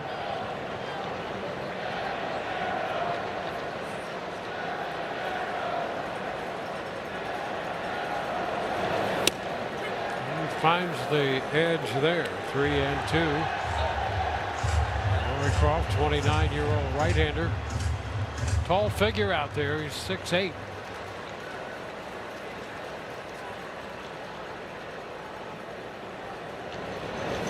And a swing and miss. He fires 96 in there to get the strikeout.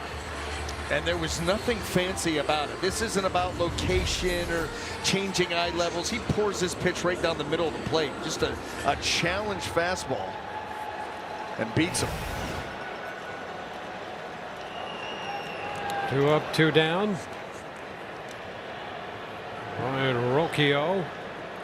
He has the run batted in tonight for Cleveland. 1-0. Well, there's the pitching breakout so far for the Rays.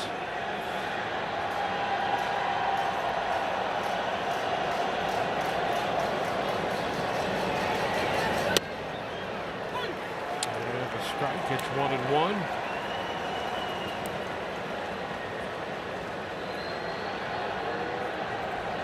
There's 2 walks given up by Rays pitching.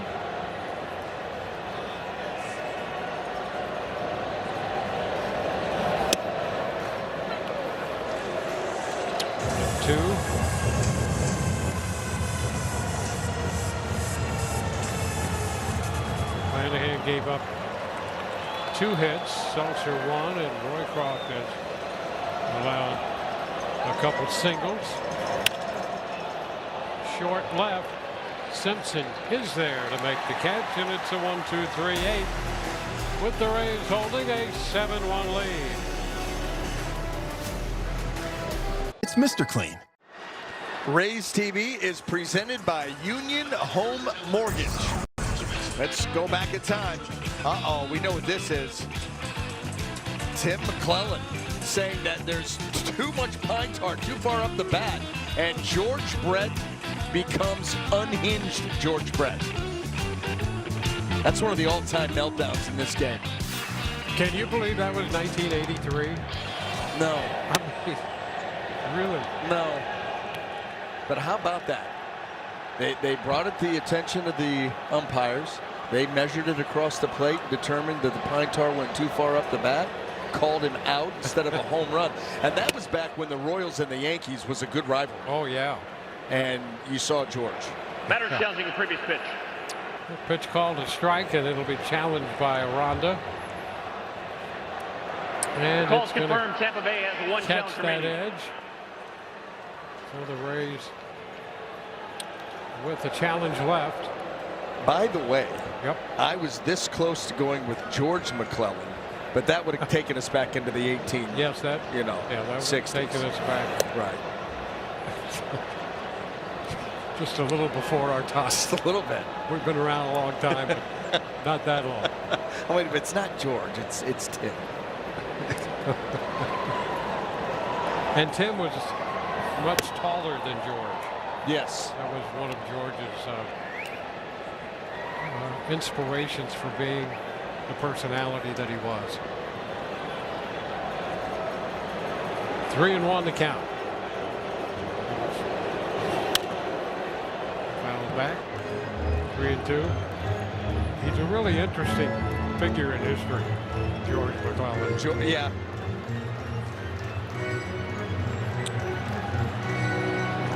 We'll be teaching that for extra credit later on. Right.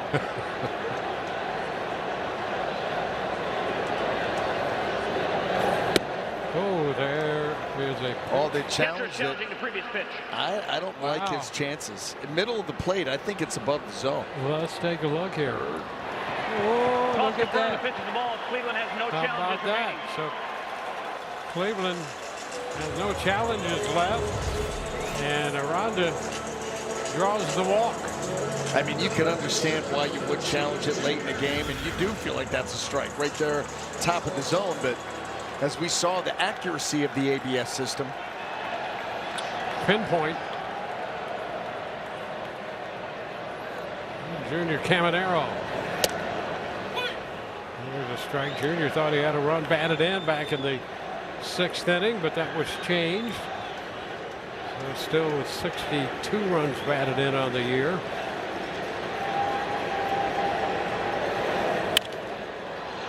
It's lifted out of play.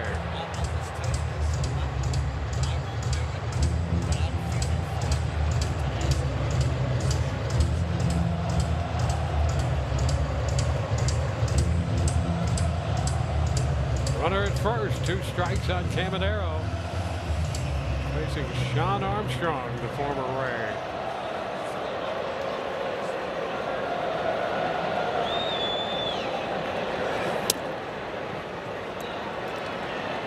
One ball, 2 strikes.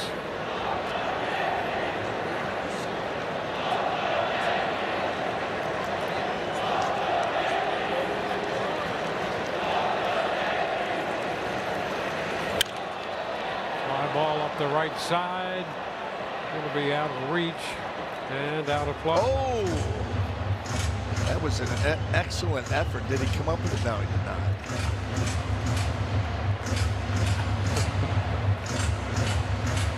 Watching the game in comfort down there behind the bullpen.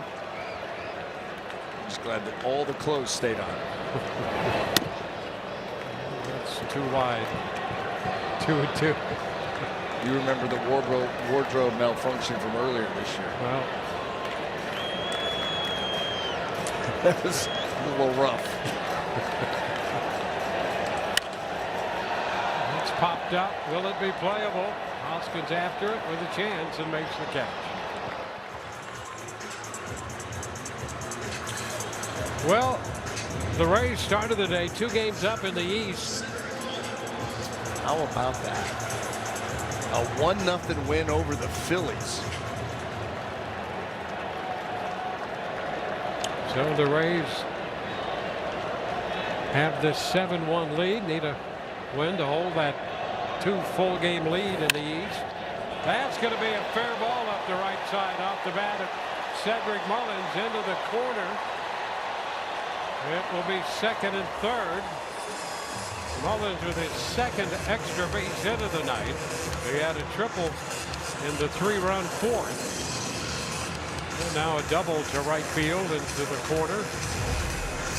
With this Rays offense, they just continue to swing the bats well here tonight, taking advantage of seemingly every mistake Cleveland pitching has made. Rips that ball right up the line, keeps it fair, and a chance to just continue to add on. I mean, it has been inning after inning after inning with base runners, traffic, trouble. And DeLuca, he takes the ball. Well, the only time they've been retired in order was the 1st. And they've had men on base in every inning since then.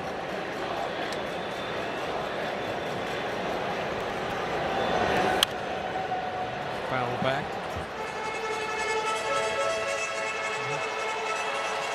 Have a couple men in scoring position in the 8th.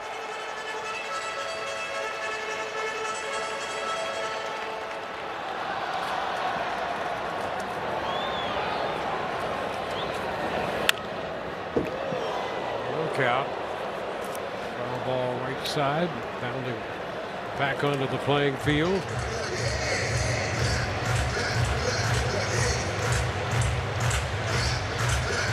DeLuca, that average up to 267. Run batted in tonight. A couple runs scored. 2-2.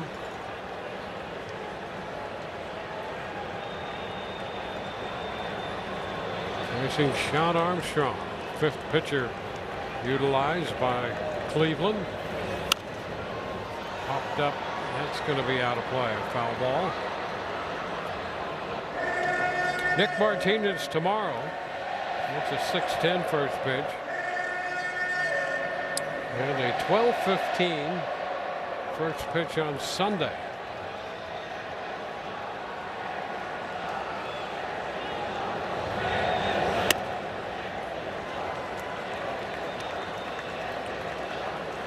Full count.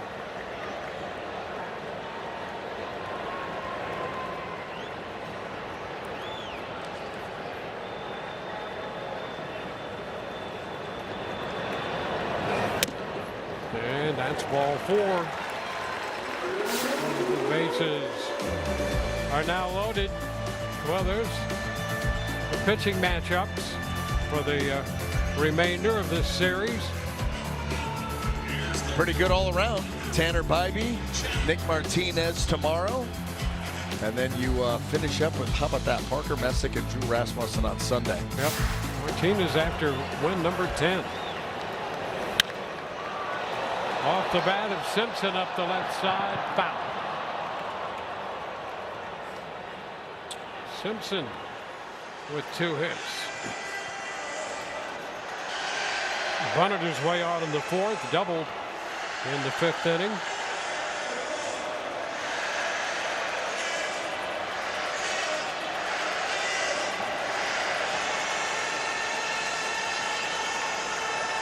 Well, Armstrong with a couple walks.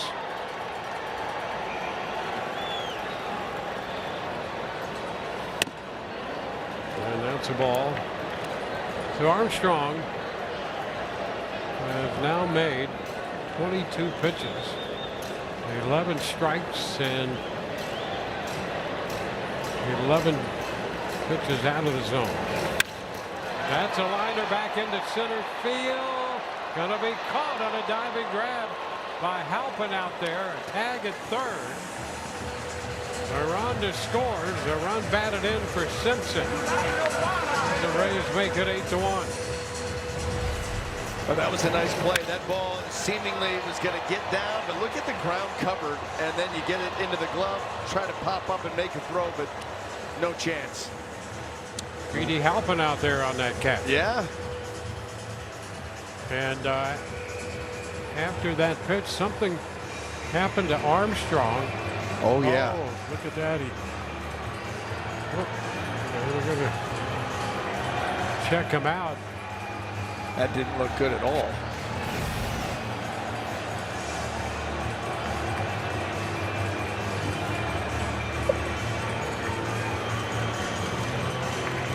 So Armstrong being assisted off.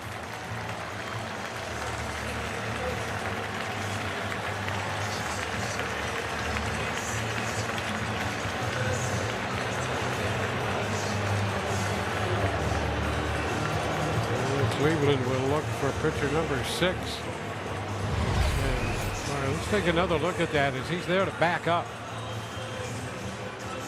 Yeah, I mean, and he had to have some serious help to get off the field, and you wonder what popped there.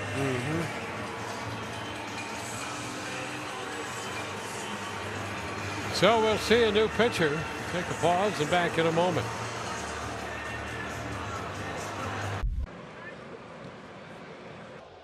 A blue moon.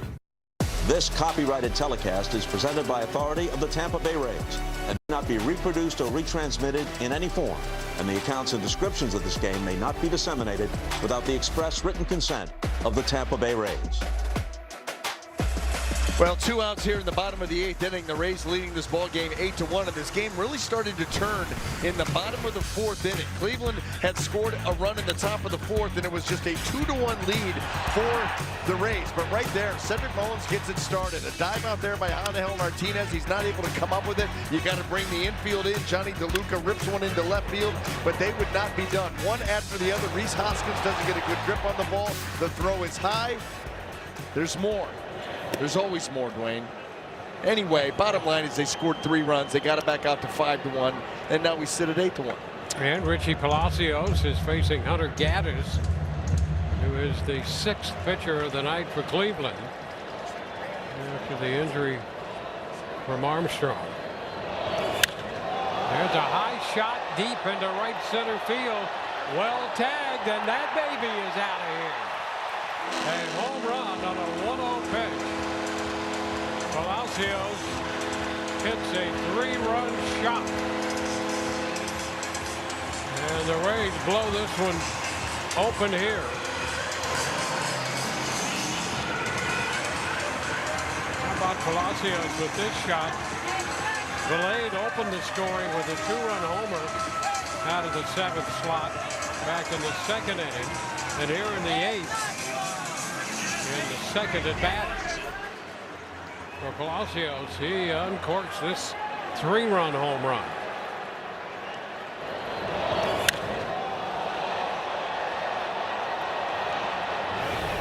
Oh, and Williamson. And there's a strike.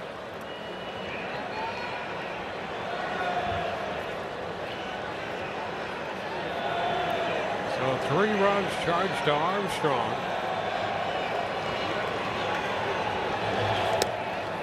Gaddis.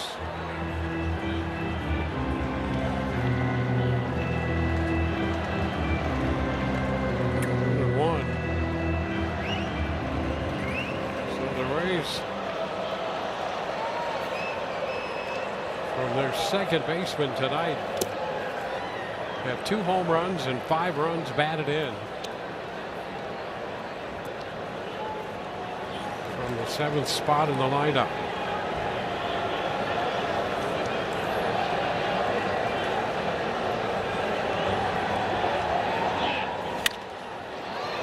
Shot into right, and to close it, Martinez makes the grab. 7 men come to the plate. The Rays score 4, 3 coming on one swing of the bat from Palacios. 11-1 Rays.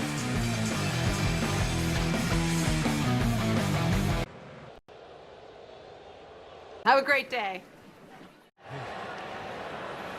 Well, the Rays have built an 11-1 lead. The latest blast delivered by Palacios. And we go to the 9th inning. There's a first pitch strike to David Fry.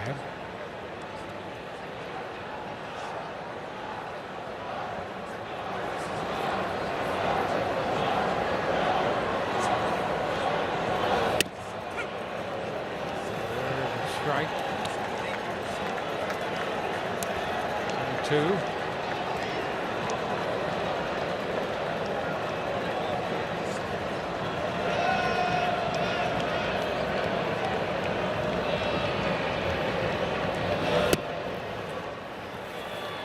Ball, 2 strikes.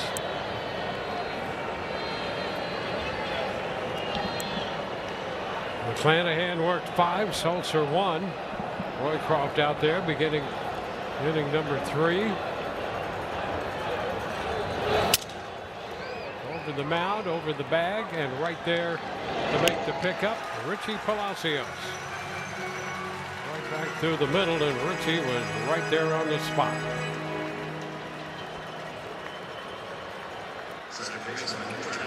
One up, one down. Roycroft came on in the 7th. Got the first man, gave up a couple hits, and then settled in. Got the last 2 outs. Had a 1-2-3-8. First man gone in the 9th. Nervous Zana takes a fastball for a strike.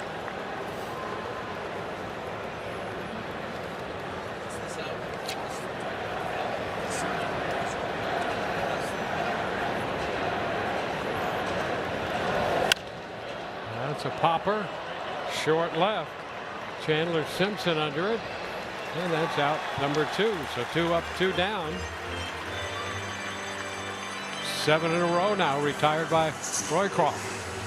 Yeah, catching a little bit of a heater here. I mean, listen, 95, 96, seen him get up to 97. Really good arm side run on that fastball. You were talking about the fact, it's 6 feet 8 inches tall. Yep. The leverage that he's able to create, long arms, good action on his pitches. Well, Arias a little tap, third base side, bare hand attempt by Cabanero, and he comes up empty. So there's a little infield hit. And I don't even think that he needed to go bare hand. I think that he was doing that because he didn't make that play yesterday. So he's like, I'm going to go down and I'm going to make the bare hand play. And you can see how ticked off he was when he came up empty.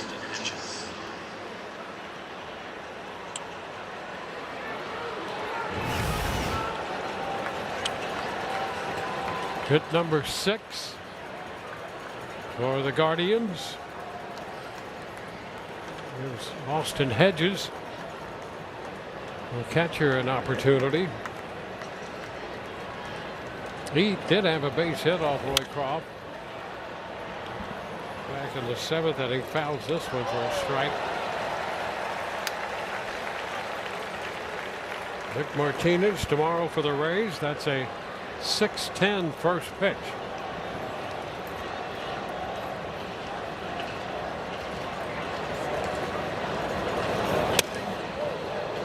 Moves him back 1-1.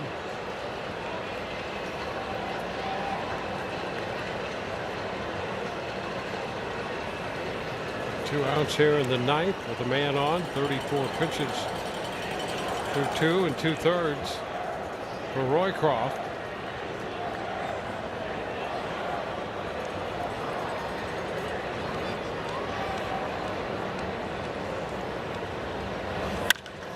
And a high shot, deep left, all the way back Simpson, and that's going to get out of here.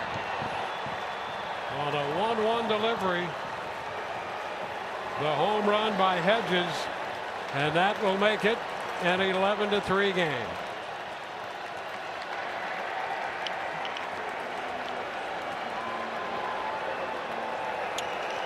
Well, coming into this inning, Roycroft had allowed 2 hits to Arias and Hedges, and with 2 outs in the 9th, the hits come from Arias and Hedges, including this 2-run home run.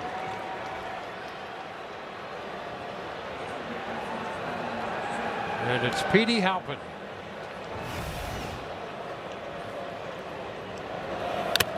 He fouls it right back. Strike 1.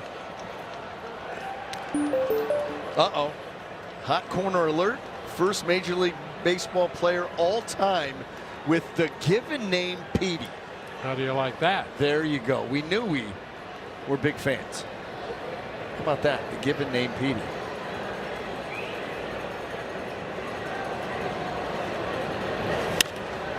And he sends one down the right field line toward the corner, and that ball is foul.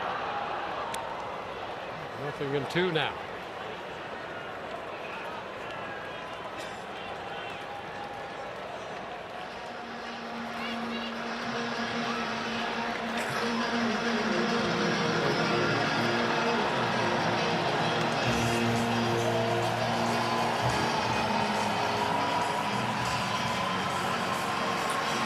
Halpin,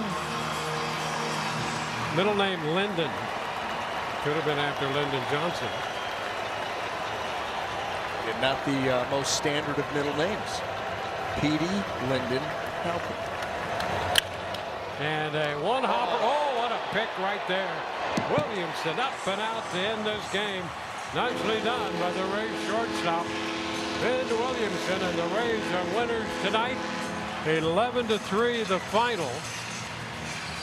They win their 60th game of the year to go 60-43. If we had waited, Dwayne, that could have been the Advent Health play of the game. We went to it early. Yep. Same guy.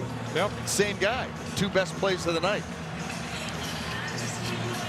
And so the Rays pick up the victory. McClanahan is 9-6. A save to Roy Croft. That's his first career save before 19,099. For Brian Anderson and the rest of our crew, including Ryan Bass, Dwayne Stats, hope you've enjoyed the telecast. Race postgame coming up next with Rich Hollenberg and Grant Balfour. We will see you tomorrow for Game 2.